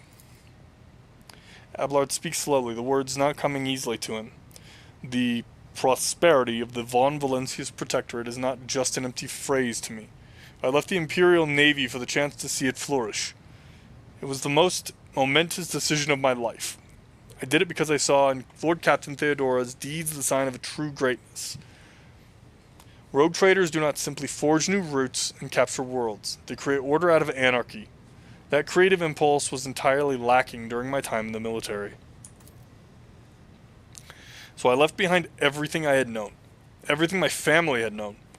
I come from a long line of officers, and I embarked upon this incredibly reckless venture. Lord Captain Theodora entrusted me with all the concerns she had no time for. She would go off on her flagship for long periods of time, to distant frontiers on scouting voyages, and the advancement of the entire protectorate rested on my shoulders. And suddenly, everything that had been built over years and years began to quake, rattling like a flimsy hanger on a seismically active world. One of the two senior officers betrayed us all. The rogue trader was killed, and who knows what is happening on the planets. I tell you this honestly, without fear of appearing weak. All this has come as a grievous blow to me. I am not panicking or grieving because I cannot allow myself to panic or grieve. I am duty-bound to aid the new rogue trader, to aid you, to find your footing as quickly as possible.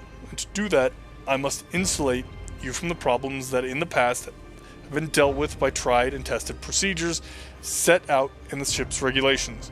Procedures that were established long ago and have functioned smoothly for decades cannot suddenly be deemed excess to requirements.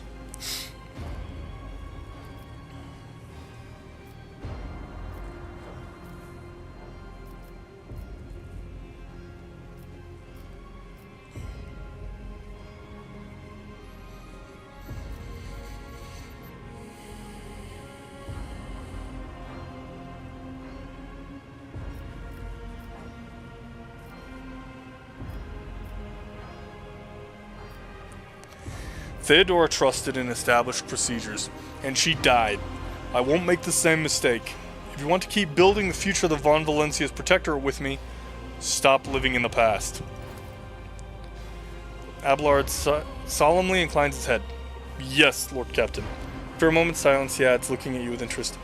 Your resolve is admirable and demonstrates strong leadership. I shall remember this moment should my old habits ever begin to creep back in.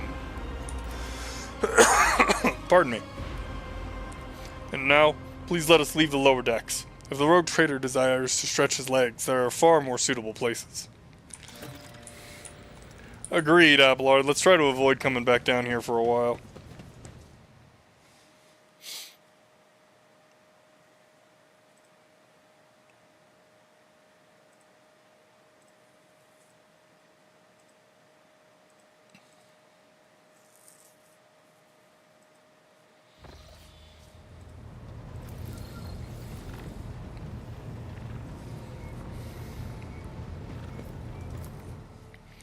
Okay, let's try this again.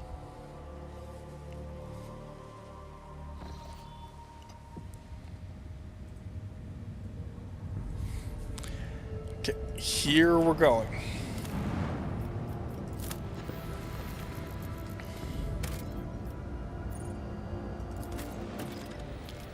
That's a prison planetoid.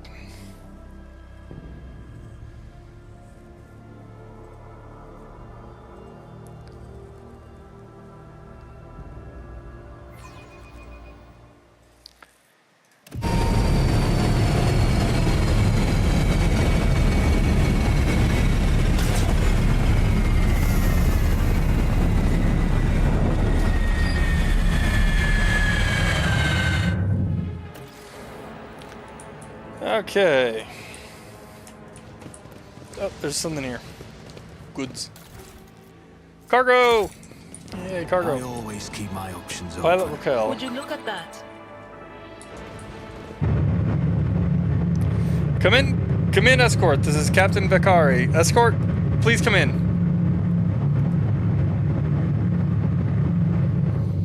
protocol. The pale young woman looks at you with a mixture of hope and disbelief swirling in her eyes. You notice her hands trembling as she clutches her weapon. Who are you? Did you come from the planet? Are you reinforcements? Saints' teeth, I thought you'd never come.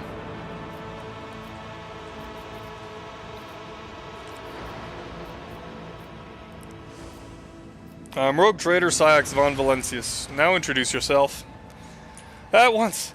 The woman stands at attention. Captain Raquel Vicari, servant of House Winterscale and the pilot of this shuttle. It is an honor to be greeting His Lordship von Valencius. I have no time for long-winded talks. Brief me on the situation ahead and do be concise. Reporting. There's been a prison riot on the planetoid, led by the prison warden himself. My lord Ivrain Winterscale, son of Rogue Trader Caligos Winterscale, went to go parley with him. The warden himself is spearheading the riot? Yes, she bites her lip. No one expected this. Master Castaglia is this nobleman from a respected governor house and vassal to House Winterscale. All of a sudden he proclaimed that Raikadi Filio was now his personal domain, that the prisoners were his subjects, and he would never bow to anyone again. It's pure heresy. And I take it they're looking forward to a diet of sand and gravel?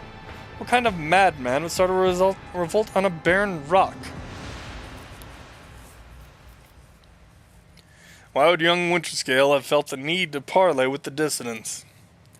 She sighs quietly. It's a personal matter. Master Castaglia, the seditious warden, is Lord Ivrain's childhood friend. When my lord heard of the riot, the news saddened him greatly, and so he rushed here without delay in hopes of bringing his old friends to his senses, no doubt. The first Winterscale in my memory who prefers to talk first rather than shoot and slash. She smiles faintly. Young Lord Winterscale is not his father's shadow. If he is determined to save his friend, he won't back down. I pray to the throne that he is alive and well. He's been gone for such a long time, and I really don't like this place.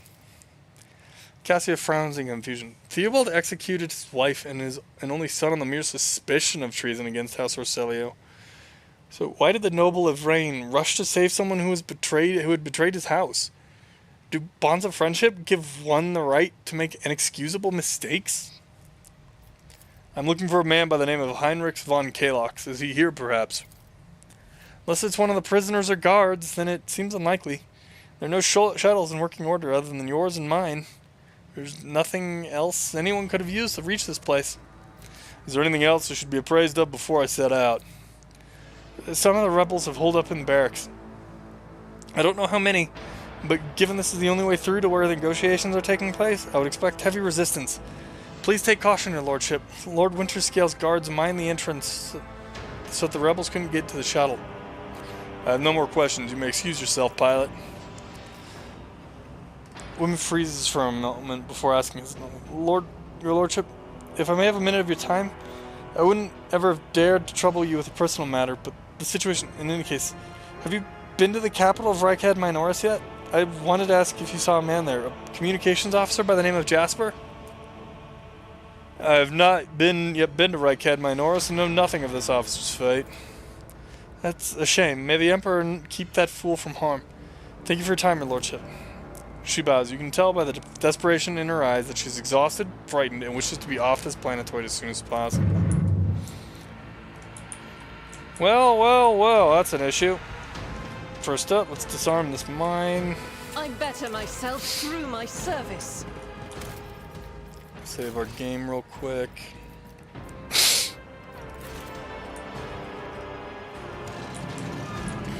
Rise to the top or get left in the dust.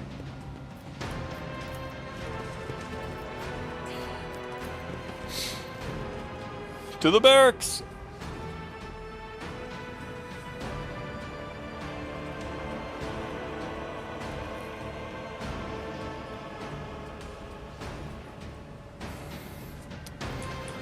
Alright. This could be an opportunity. Hey, your virtuousness. How are you doing?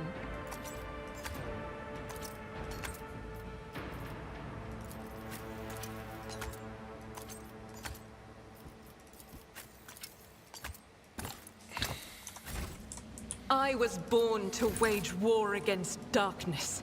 I am always doing wonderfully when danger is near.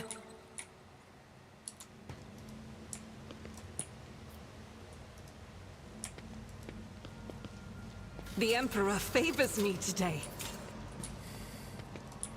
Duty prevails.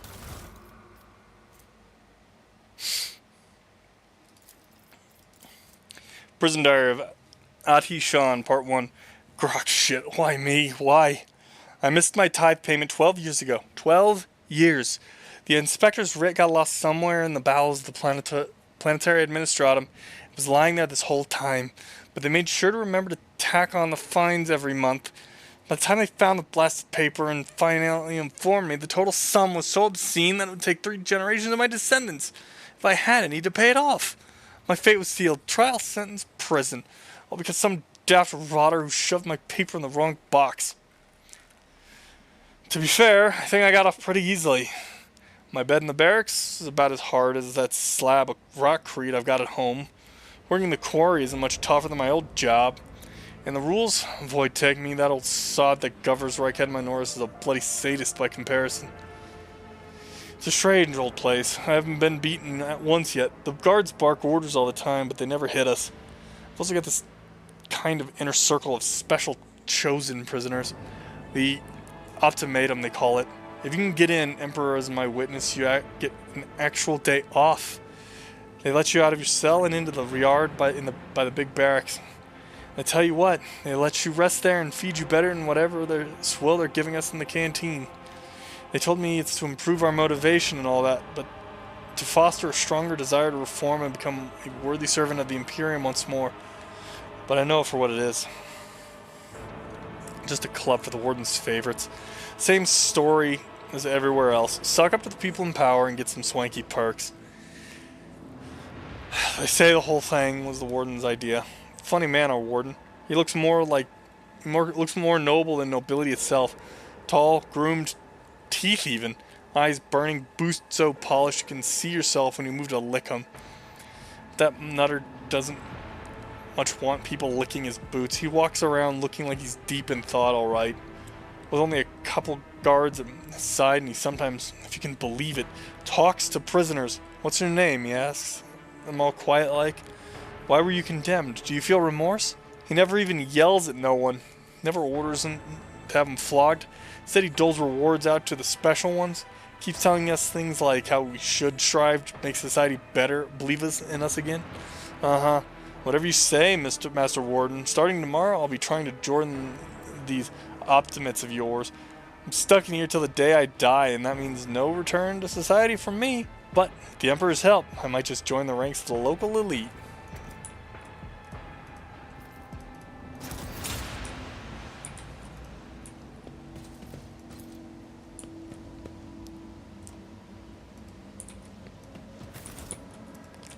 Well, that sounds ominous. Definitely don't like the sound of that. Keep your wits about you.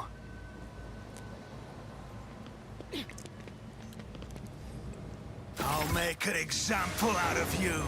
All of you will bleed! Cassie is an officer in your ship's navigator. She strikes foes with energies of the warp and supports the party by making her allies stronger. Voice of Command is an officer ability that increases an ally's characteristics for 1 round and also allows the officer to use their other officer archetype abilities on that ally from any distance. The higher the officer's fellowship bonus is, the more the target's characteristics are increased. The officer can use Voice of Command again on the same ally only after 2 rounds have passed since its first application. Bring It Down is an officer ability that lets them immediately grant an extra turn to an ally. During that extra turn, the ally does not gain any movement points, but they do gain 2 action points which can be spent on making an attack or using abilities or consumables. If an ally is under effective Voice of Command and destroys an enemy before the end of the officer's turn, that ally will be granted extra momentum for this kill. Lidless Stare is a unique damaging ability that assails all targets in a wide cone in front of the Navigator with warp energies. This damage dealt is based on the Navigator's willpower bonus. All creatures targeted by this ability must pass a willpower test or become stunned.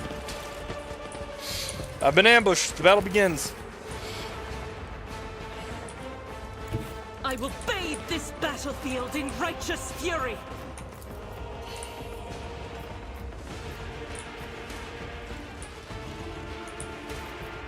As the Emperor eradicated. Chaos guides me. unbelievers! Let's get to it. Scared yet?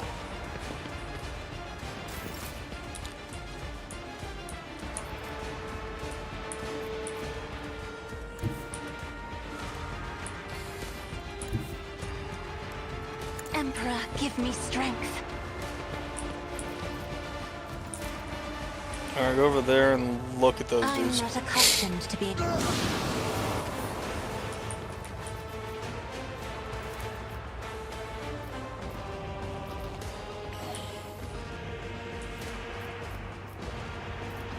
Isn't this a job for the serfs? I'll do it.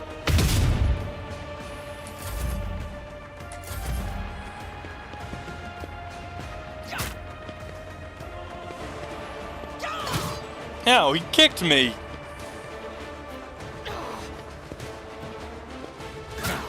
Didn't flinch.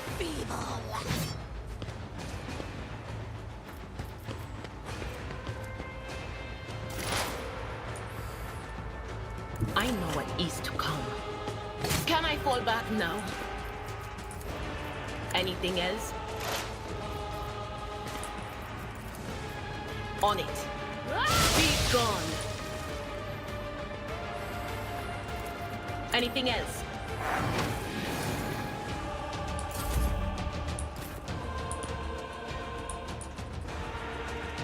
I shall not fear. Nothing I can't do.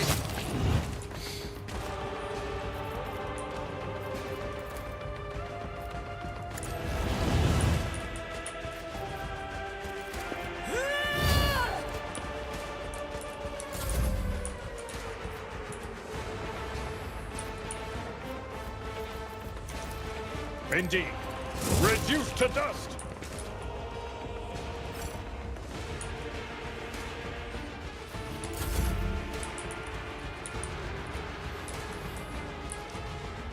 The enemies of the Emperor will be undone. The pain will subside. I owe you a debt. I will not. As the Emperor commands, I act.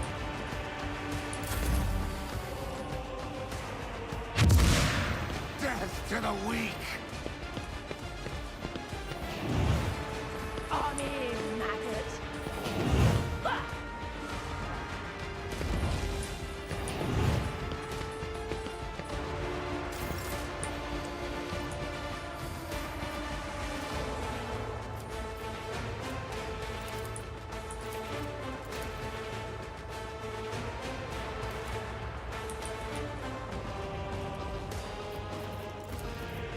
Me?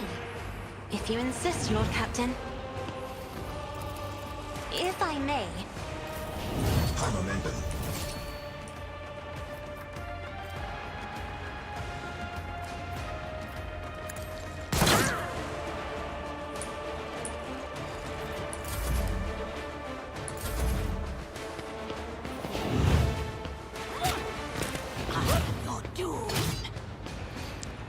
Ow.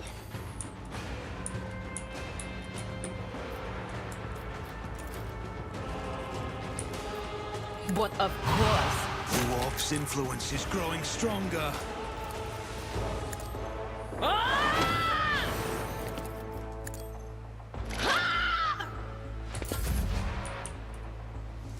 Taking calculated risk is my second nature.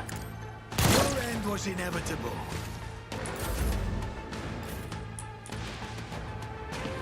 I've seen worse battles than this in my time. Move up, take a swing. Take care of this one. Alright, and then we're gonna...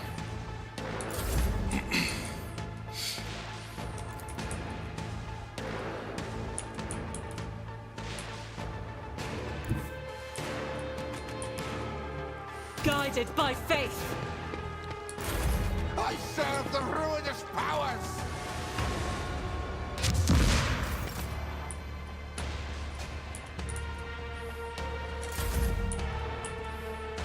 What is this foreboding?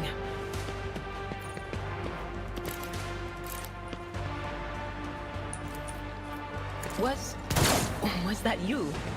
Or...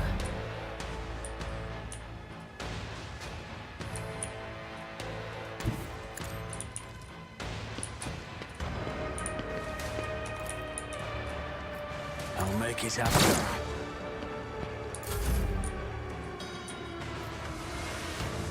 Never wavered in the face of adversity. Move up. I don't have time for this. Not a problem. Nothing of value has been lost. We must act!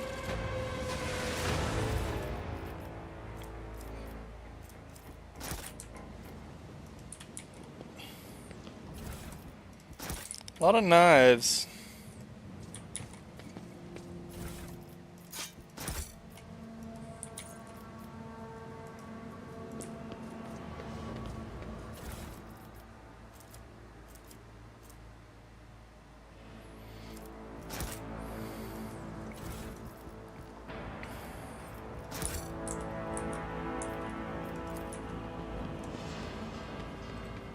I've read about this.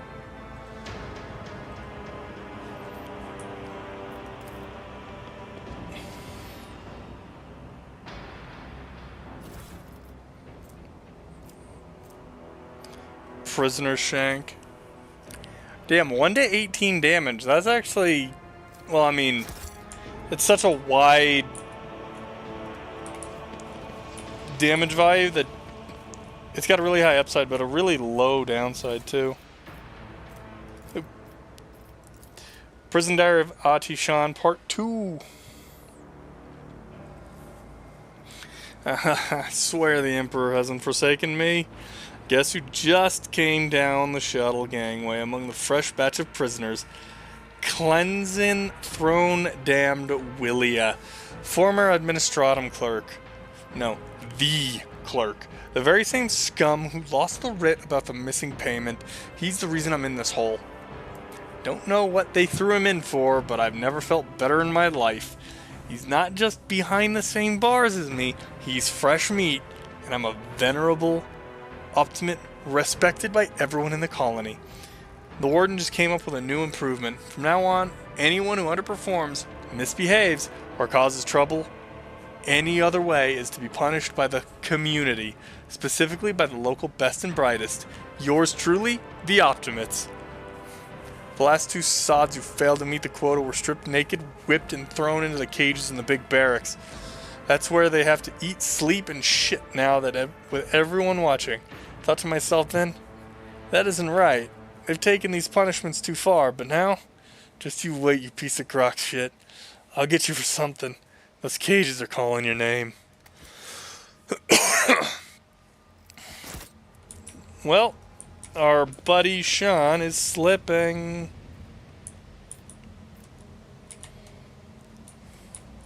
I always have a backup plan. Sometimes, I wonder to Oh, what that's extent a, our that's perception of the fun looking. Empyrean differs. Grab the key. Ooh, I'm glad that I never had Symbol to look before at you it. bears a familiar No scent, offense, Cass, but that of I'll the do dark just force of fine chaos. without an eyeball in the middle of my forehead. Chopped up slabs of flesh have been thoroughly washed of any blood.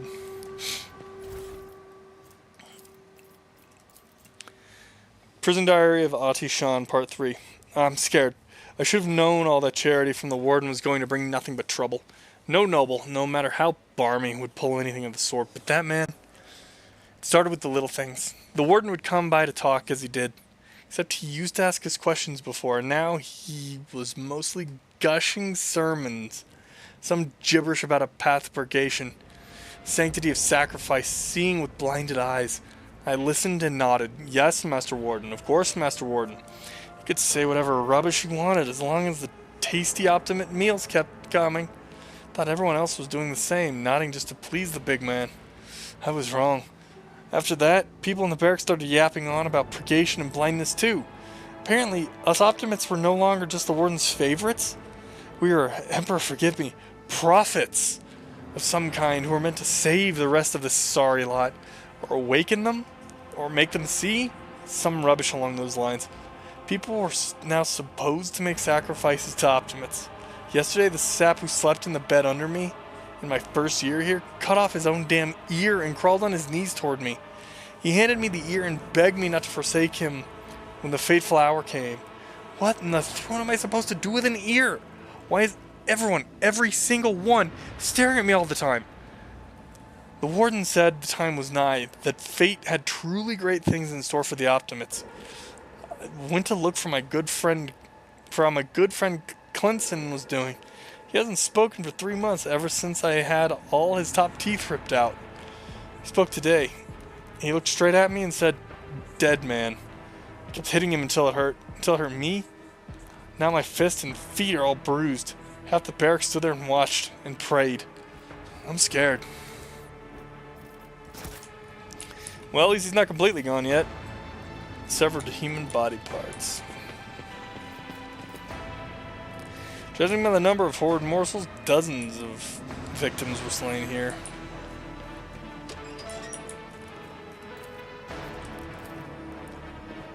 The premonition runs true. Ooh, goods.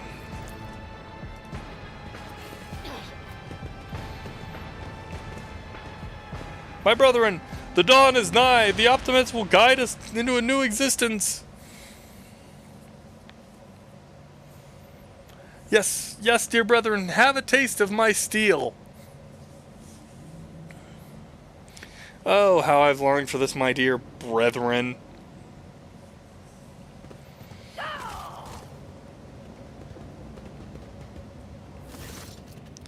Thank the throne. Normal-looking faces. We thought we were gonna die here with these nutters. The old man with a gap-toothed smile drops his weapon and holds out his hands in a placating gesture. Please, don't shoot us, your nobleness. Let us speak a word. Well, this is a welcome change. Talking before shooting. Still, Lord Captain, the look of this ragtag bunch hardly inspires trust. Give me a reason not to execute you on the spot. Here's the deal. We're honest, quiet inmates. We didn't want to riot, but, well, sitting it out wasn't really an option either. The warden's lapdogs made short work of those who refused to join in the festivities. So we had to, play along. But that's all it was, play. We never meant no offense to Governor Medina, nor to the lawful authority of House Winterscale. Give us a chance, eh? We just want to wait until everything blows over and we can go back to our cells and quietly do the rest of our time. Repentant, honest heretic. How novel. Judging by Abelard's tone, the Seneschal is utterly unimpressed by the old man's ingratiating monologue. The low-born speech is modeled with colors that conceal his true darker hues. This old man has a long history of lies, and he is using his wiles on us as well, but I see no foul corruption or ill intent in his words. If I spare you, what do I gain from it? Now, how can lowly jailbirds hope to thank your noble self? I have an inkling. You see here, we're, how should I put this, different from the rest of the prisoners in this place. They're all petty thieves from Rykad Minoris. Debtors, gutter snipes. They're no one serious. Now we, your nobleness, are cut from a different cloth altogether. We're fortune seekers from the void. Why don't we tell you where... On Footfall Station, you know footfall? The only shipyard and the best market in all the Kronos Expanse. Yes, so where at Footfall you can find some very serious business-minded people. Now you can get yourself a very special discount from them on some very special goods. What kind of very serious people? The most serious kind, your nobleness. Have you heard about the Fellowship of the Void? It's the largest pirate alliance in the Expanse. There's no leader, of course, but there are some terribly serious captains who decided that cutting each other's throats over loot was, counterproductive. But cutting throats altogether? Now that's anti-counterproductive. And well, their joint efforts that leave them with an excess of spoils, so they need to dispose of it somehow. And I, your nobleness, just happen to know someone who handles such kinds of dealings on behalf of these very serious people. Tell me more about the warden and the riot. Pah! Why soil your tongue talking about that heretic? But if you insist, here's how it is. The warden of this here prison, The Honorable Master Castiglia was a crackpot from the start. Previous warden ran things the proper way. Prayer, 1 meal a day, work, a punch in the chompers from the guards, work again. But the new one? You know what his first decree was? He introduced lunches and dinners. By the 9 devils, that's 3 meals a day. The man was obviously stark raving mad. Things only went downhill from there. The guards quit it with the teeth punching. The warden forbade them. Instead, the overseers started counting which prisoners were digging up more things in the quarry or swinging their pickaxes harder or whatnot. And then, would you believe it? They put together a list of best workers. And if someone on that list showed good behavior, that's when they'd get promoted to Optimate. That's the upper crust among us jailbirds. Well, that's how it was at first. Then the warden decided it's the Optimates, not the guards, who should be in charge of punishments. And that it wasn't the overseer's job to watch the prisoners work. It was the Optimates. Let me tell you, that's when these goody two-shoes really started to shine. The guards aren't even in the same league as our dear fellows, the Optimates. In the old days, we had maybe 5 to 10 stiffs kicking it a week. And now? Well, now we were lucky if it was only 50. And that wasn't even the end of it. Warden Castiglia moved out of his chambers to live right in the quarry, under the dome. I think something in his new home really scrambled his brain. He began spouting the wildest things like, the Optimates are saints. He who will behold the truth. And he started taking them to the quarry. Not all of them returned. The ones who did, you wouldn't recognize them. More beast than man. They were butchering people left and right, even guards and overseers. The warden himself had armed them. And that's the whole sob story. But I knew from the moment he would let us have dinners. Oh, this won't end well. Adira nods knowingly. The old codger's right. Whenever nobles start giving handouts to commoners, something always goes wrong. She notices your look and catches herself. I mean, that with all due respect, your lordship. No offense intended. Very well, I shall spare you. Oh, that's so great to hear, your nobleness. Just great. Now, there's a true aristocrat. Not that warden creep. Now then, your nobleness, where was I? If you're ever on Footfall Station, there's this district there, the Shadow Quarters. It's called that because it's located behind the statue of our holiest emperor. I've known folks who called it something else, also on account of it being behind the statue. Don't repeat their mistakes, I tell you. Reverend Hieronymus wasted no time finding and burning them all. Forgive an old man for getting distracted, so Footfall to Shadow Quarters, there's a bar there, built into the remains of an old ship. And in that bar, in the back room, a certain Ryza does her business. Tell her Grandpa Bakval says hello. You'll be your favorite client in the blink of an eye. There we are. Well, your nobleness, we'll be going now if you don't mind. You know what? I shall not leave you here to die at the hands of the warden's henchmen. Go tell my pilot that it is the Lord Captain's order that you are sent to my ship. You will join my ship's crew. You have my personal pardon as a rogue trader. Thanks. We are most grateful, your nobleness. The old man glances at you somewhat skeptically, but then smiles and leaves. I mean, I need personnel, and he seems like he might know his way around a ship. So I don't even necessarily have to train him.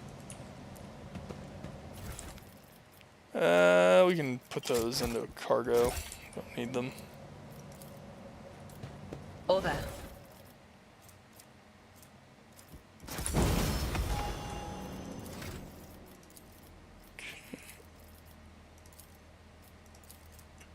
Let's boost this so that it's at 60.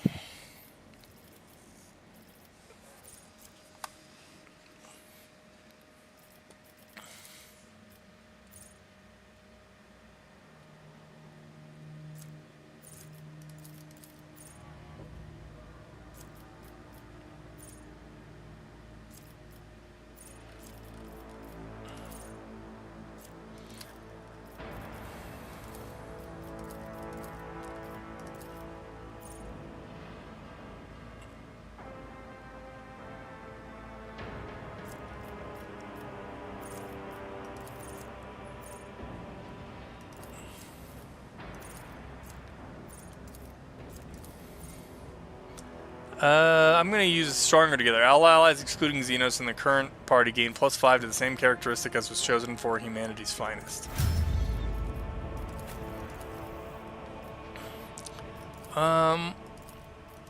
We'll boost your weapon skill. You're already plenty tough.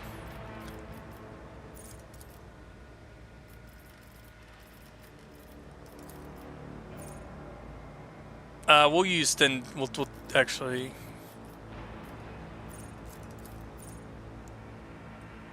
You know what? We'll double down on that. It's Stronger Together.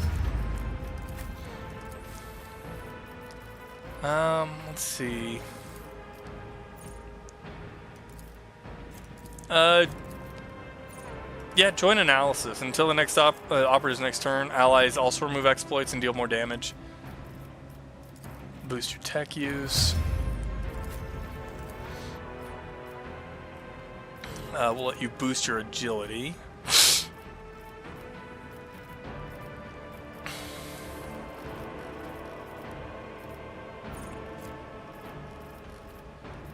You know what? We are going to give you Flame Weapon Expert. So when I find you a flamethrower, you're going to be even more dangerous. Okay. We'll boost your weapon skill.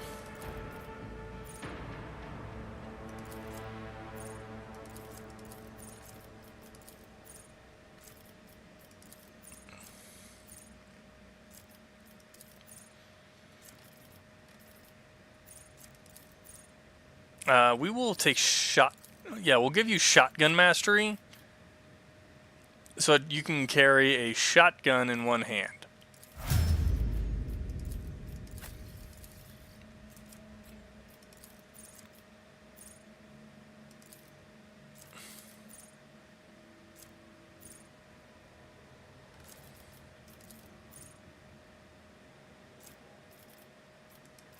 I think that's probably.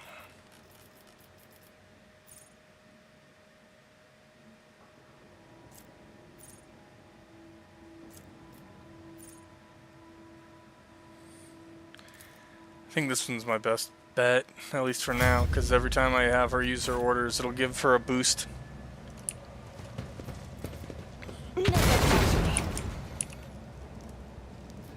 Cast your eye there. Force grenade, a cape, and foe hammer, a shotgun. Not a two-handed shotgun, so her ability won't come into play yet. But you are going to still carry said shotgun. Because you are a arbitrator, and that's what you do.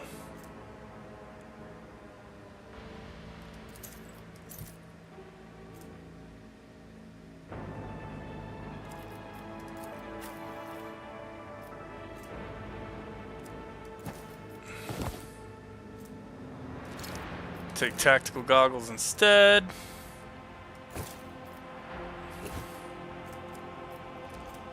Yeah, we'll switch those gloves out.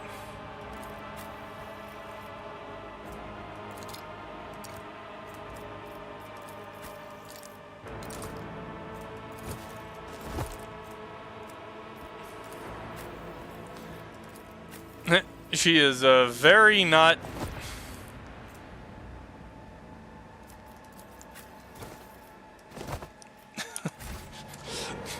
not exactly the smartest person. Medicae, gas grenade, diviner's staff.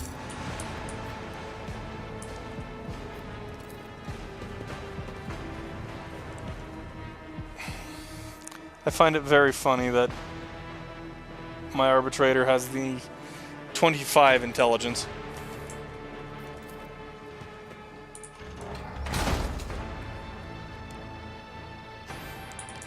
Knock that down, open this door. Is there money to be made? That goes back inside.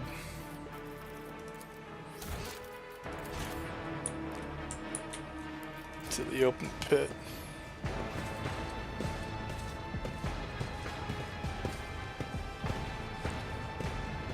Alright everybody, board. All aboard. Down we go.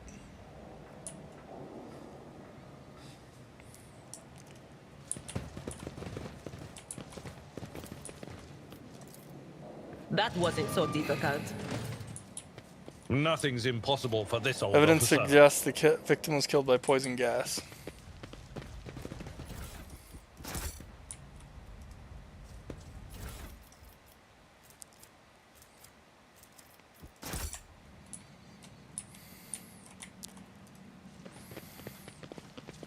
I always keep my options open. Warden Castaglia, I told you, Evie. They are hiding so much from us. Arrogant mentors, holy brothers and sisters. What have they ever given us? Nothing but a pile of fibs and useless admonitions. The voice of the man standing with his back to you sounds almost soft. Heedless of everything but what is in front of him, he leans over a prisoner dressed in expensive clothing. Warden Castaglia, but Aurora, she's different. She spoke with me like no one ever had before. She revealed the truth to me. And now I can reveal it to you, if you just stop struggling for 1 minute.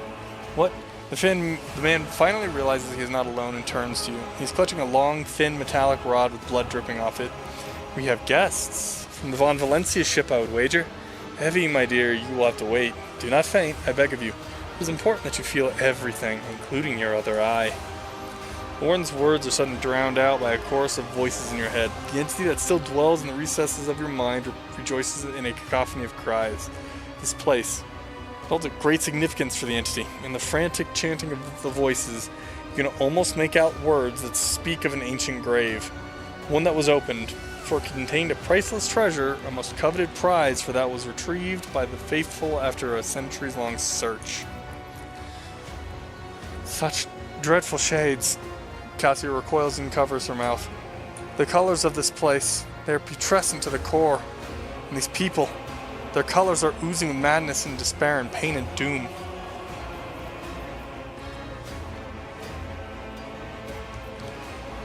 Step away from the hostage at once.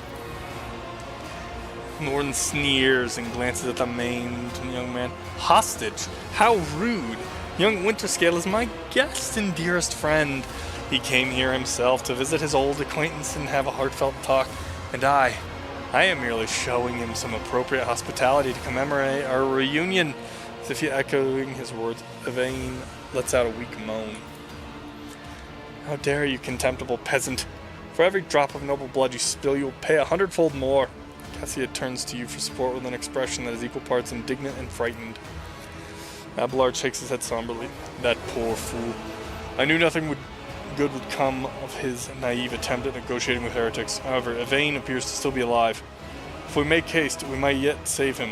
Having a scion of House Winterscale in your debt would certainly prove beneficial. What madness have you wrought in this prison? Do you truly want to know? He becomes more animated and runs a hand through his matted hair. You note, it has been some time since he last trimmed his nails. This was my garden where I tried to grow the seedlings of a beautiful future. That was before I realized that there is no future. Not in the sense ordinary people understand. We are too attached to this life, to the limitations of our weak bodies, to the short-sightedness of our eyes that we scarcely see, also insignificant. The true future lies beyond real space, and the only way to reach it is through cleansing sacrifice. Do you understand? You know, we had this guy once, he was a quiet one. And one day he walked in the middle deck bar, threw one back, and then pulled out a gun and started shooting people left and right without saying a word. Then he shoved the barrel in his mouth and blew his brains out. Our warden here has the same exact look in his eyes right now. I'm here to quell a riot, by means far from diplomatic. The time for words is past, Optimus. Give your power to this harbinger of Aurora. Let our foes see the truth, or become awash in blood. Your arrogance will be your downfall. Your Emperor won't save you!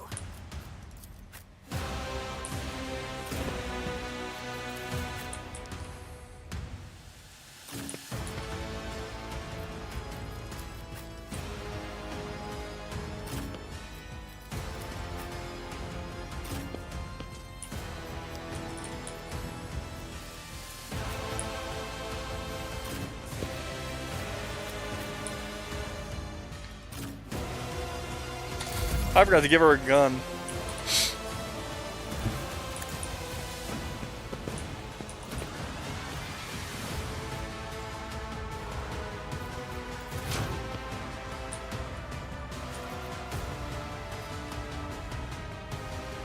Faith without deeds is worthless.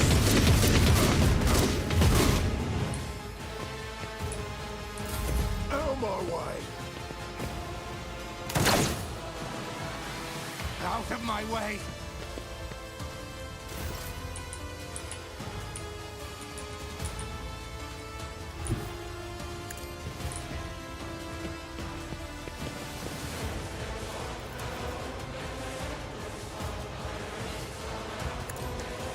Here you go. Never stood a chance. Catch.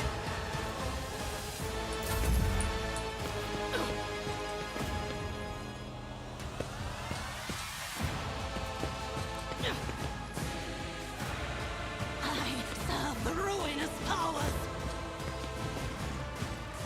Such is the will of chaos. I wish I'd held off on throwing the grenade now.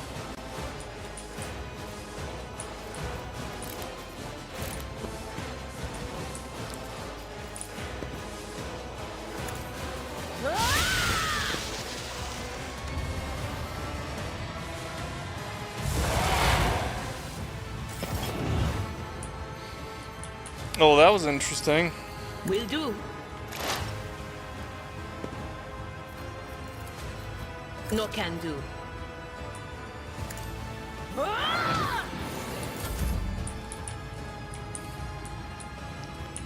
It, canceled my other... Battlefields are always drowned in scarlet.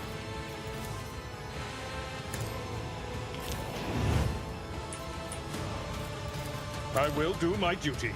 It canceled out my other... At your the rest of the chain lightning.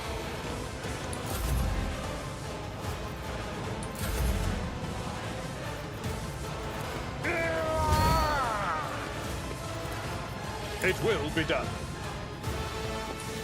Victory is imminent. Gray hair, sure hand. Chaos guides me. Faith shields me. It works, masters! I bring ruin.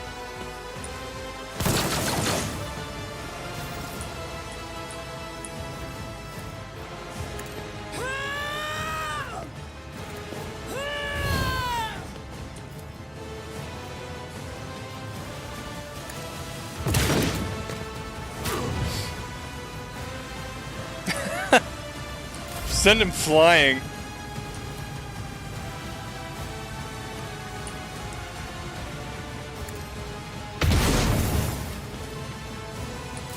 Here we go.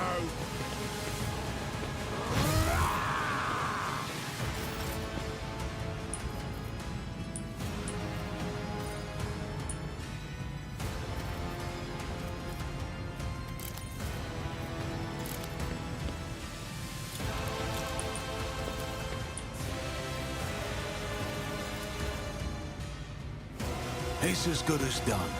You all fall before my might. I am your doom. Enjoy your luck while you still draw breath. Not this scryer's job.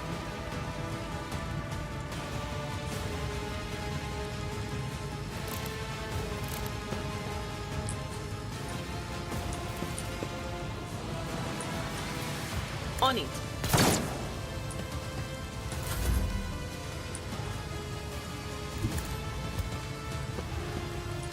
Me? If you insist, Lord Captain.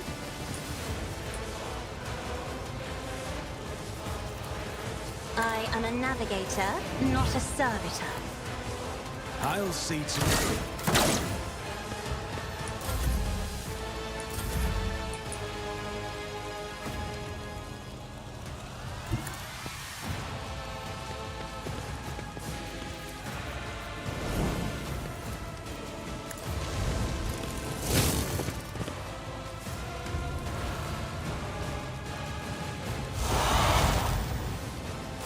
Yeah, I figured that was gonna happen, but I really needed to get him off of my main guy.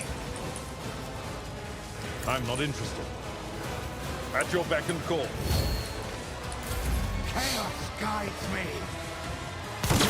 My ears are ringing. Crush the feeble.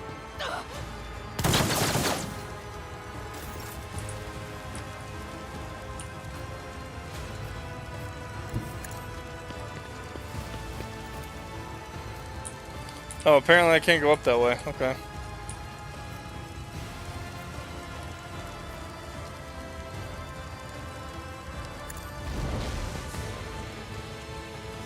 Suits my purposes. Wonder how much longer that's gonna burn.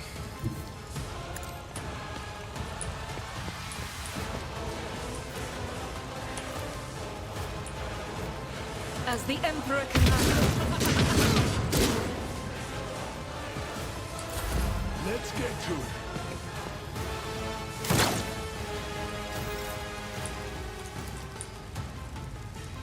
I won't compromise my principles.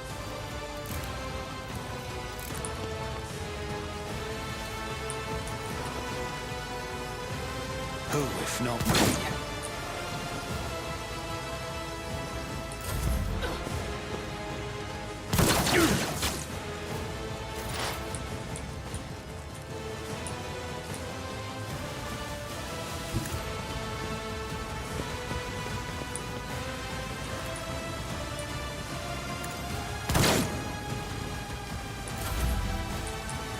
Bummer.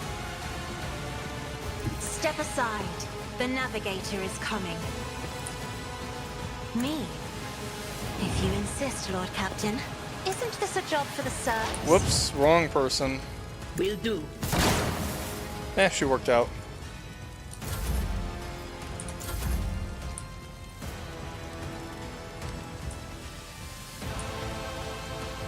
Tried and tested tactics are the best ones.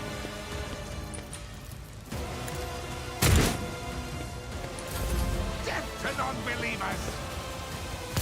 Hate cleanses the body.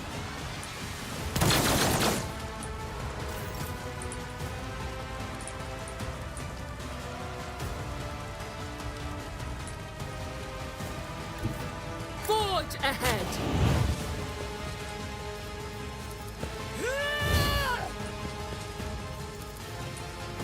All too easy.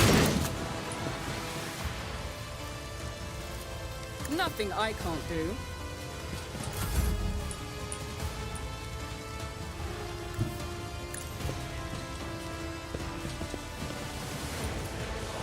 That is not the Emperor's will. I'll do it. Let's make it quick.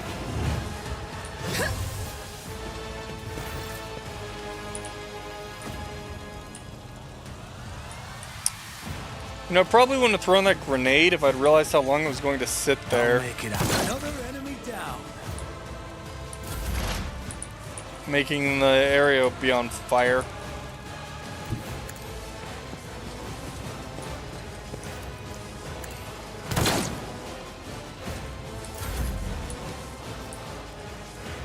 I have read tomes of military tactics.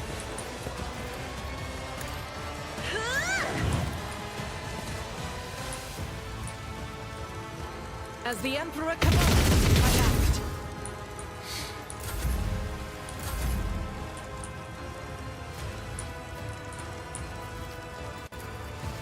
It will be done. Death to the weak!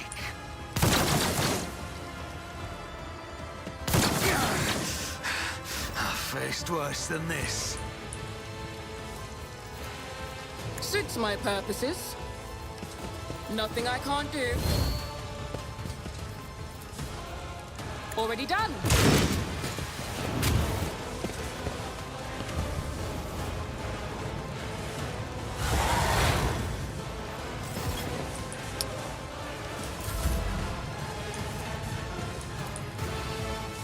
Doubt is for the weak. Okay, now will you stop coming back?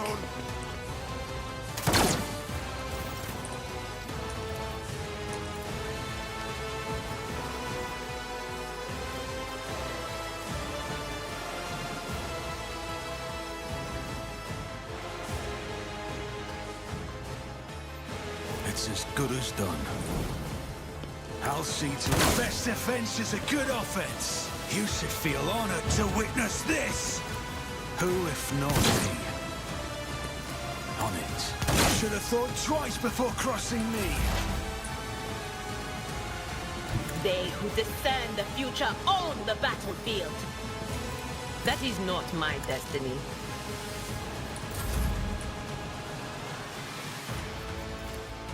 I'm not accustomed to being ordered around. Isn't this a job for the serfs? High momentum.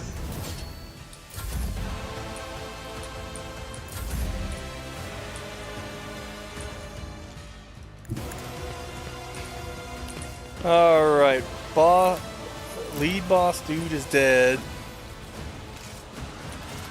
Indeed. Now it's just taking out his stragglers. The ruinous power. Injured. I'm enraged. You're doomed.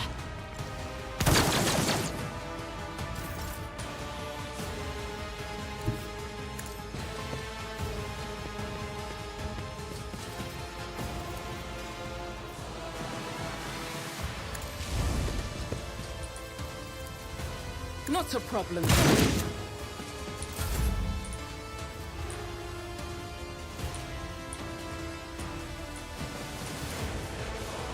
I refuse.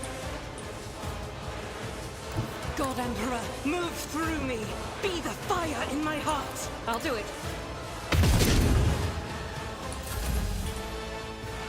Let's make some opportunities. My gut tells me it's a bad idea.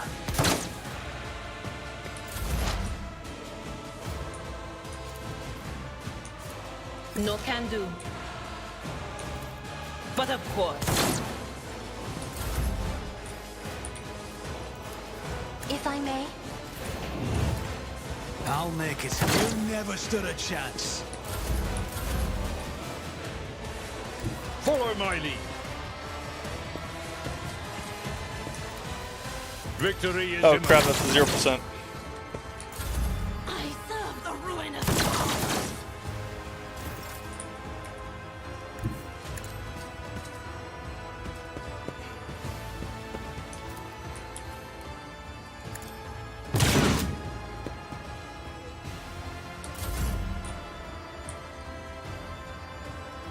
Rejoice in battle.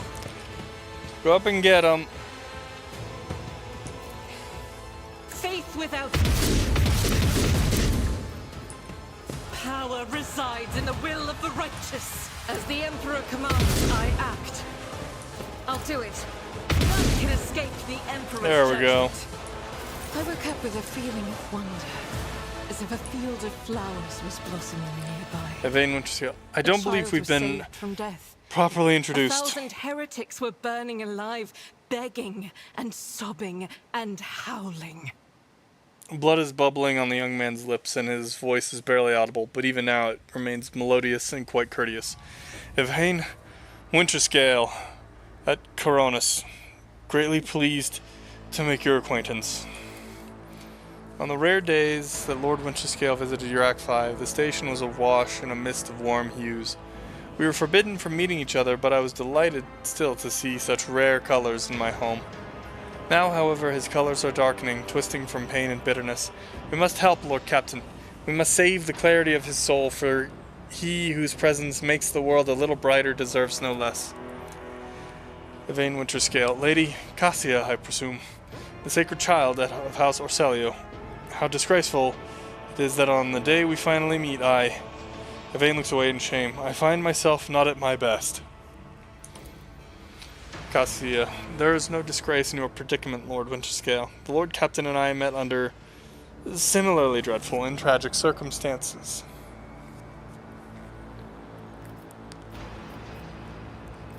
What have they done to you? Ah, the warden, my friend. I tried to convince him to stop the riot. Diplomacy failed. Speaking is a struggle, but he continues stubbornly. Father hates diplomacy, which is why I had to try. Conserve your strength. You're wounded and need help. Wounded. I would have phrased it altogether differently. Tortured and maimed, perhaps. Have you ever had your eyes burned out? This was my first time. I cannot say I recommend the procedure. He is either trying to make light of the situation or growing delirious from the pain. I must take my leave. I will see to it that assistance is provided to you and that you are escorted from here. He nods, giving it into oblivion. Alright. Cool. That's a lot of axes. Dump that in cargo. I don't need them.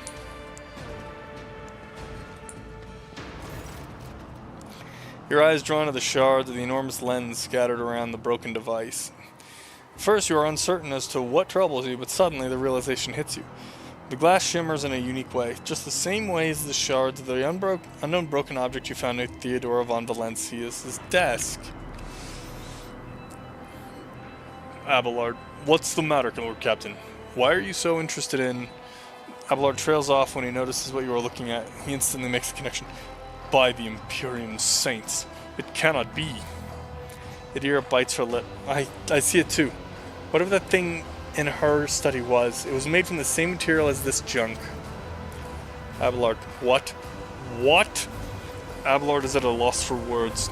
He takes a moment to collect himself, and all at once they start pouring out in a hasty sputter. It's a mistake. Slander meant to blemish the good name of a person who's now dead and cannot even defend herself. First, those minions of the archenemy murdered Lord Captain Theodora, and now this cannot be tolerated. It will not be tolerated. Idira, come now, Abelard. Remember what she was like. Idira's smile betrays her grief, but at the same time it is strangely knowing. Brazen, assertive. It was like her entire life was a race against fate until fate caught up with her in the end. She would have gone headfirst into a black hole if she thought it would put her even one step ahead of everyone else out in the expanse. If we could just find out what she was keeping in her desk and why she wanted to get it during the attack. Sister Argenta's beautiful face is full of grief. How bitter it is to know that you were born from bad blood, but do not let this knowledge drag you into darkness. Argenta's perception test succeeded. The sister's words ring with a genuine, sincere hope that you be blessed with a worthier fate.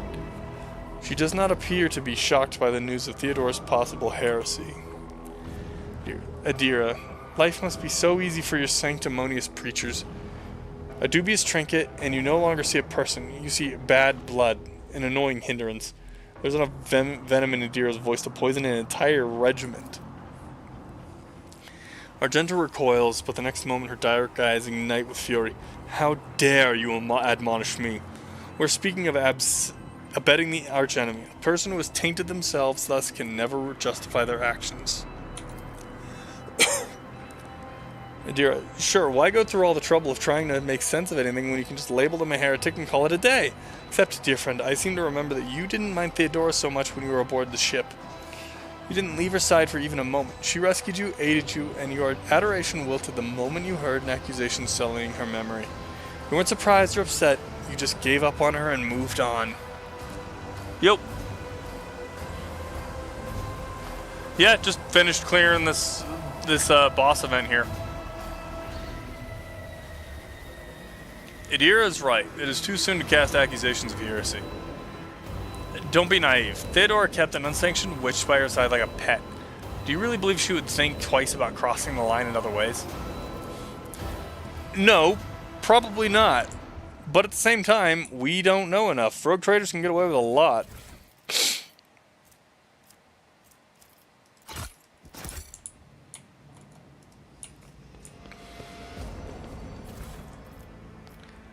Ooh, a sword. Noble sword. Precise last pistol. Proved body glove.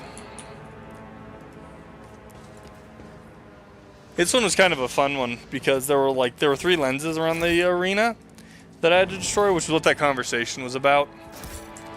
And the boss kept coming back every time I killed him, and I had to destroy the lenses before he would stay dead.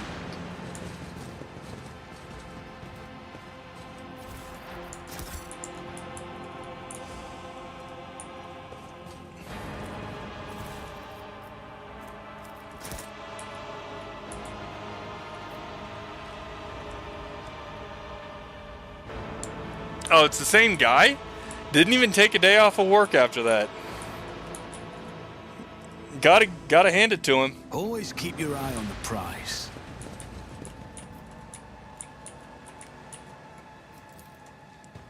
That's a pretty stubborn dude.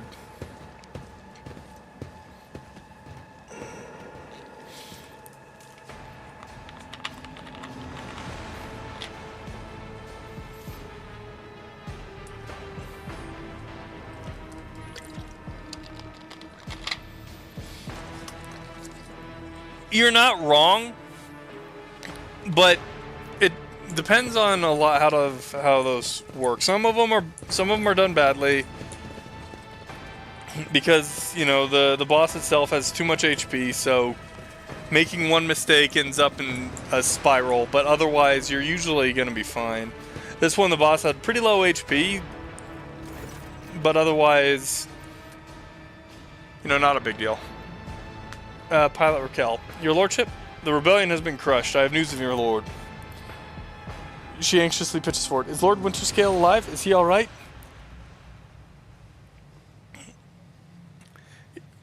He is alive but badly wounded. Help my people get him to my ship. There are glimmers of panic in the pilot's gaze, but she quickly pulls herself together. It will be done immediately. Thank you for letting me know, your lordship. No more questions. Return to my void ship. And with that, I'm actually going to end up calling it as soon as I save. Oh, yeah, that does make sense. Because that way, if something goes wrong, it's a lot easier to fix because they knew what they were doing when they started it. Permission to report, Lord Captain. Over the past few days, I've received several messages from different decks complaining about anomalous behaviors in the ship's cogitators and servitors. The machine's spirits are restless and rebellious, and no tech litany or ritual pacification can rid them of this obstinacy. The tech priests can deal with the vessel's systems, but the servitors, they make errors in their tasks, disobey orders, change the assigned rituals, or sometimes downright freeze as if in a trance. A click comes to the Vox channel, followed by a weary sigh. Lord Captain, occurrences such as these are caused by errors in the cogitator calculations or have some other sensible explanation. I beseech you not to take after those who whisper about the ship being cursed or possessed. Adira joins the channel and chimes in playfully. Oh, don't start, old man. All those peculiar happenings have long since turned into local legends. A door slams shut, a lumen starts flickering. Folk have grown used to all that, so our resident ghost has decided up the ante. I'm telling you, things are only going to get worse from here. Voxmaster Vigdis. The technomats inspected the servitors and concluded they pose no danger.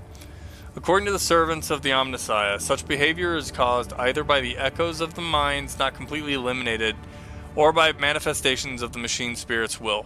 Nevertheless, the faulty servitors will make the crew's task considerably more difficult, and High Factorum Janus Danrock would like to discuss how he should deal with the defective property. He is awaiting your audience on the bridge.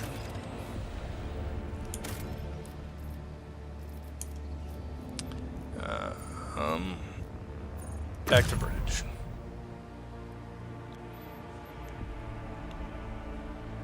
Easier for me to remember to do this part next time if I'm not starting at my map.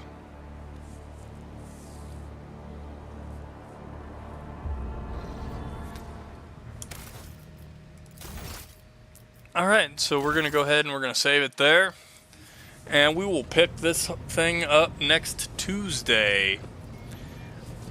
Otherwise, I hope all y'all have a good evening. And I will see all of you, I guess, in the next one, hopefully. Take it easy, everybody. As soon as there we go. Alright, take it easy.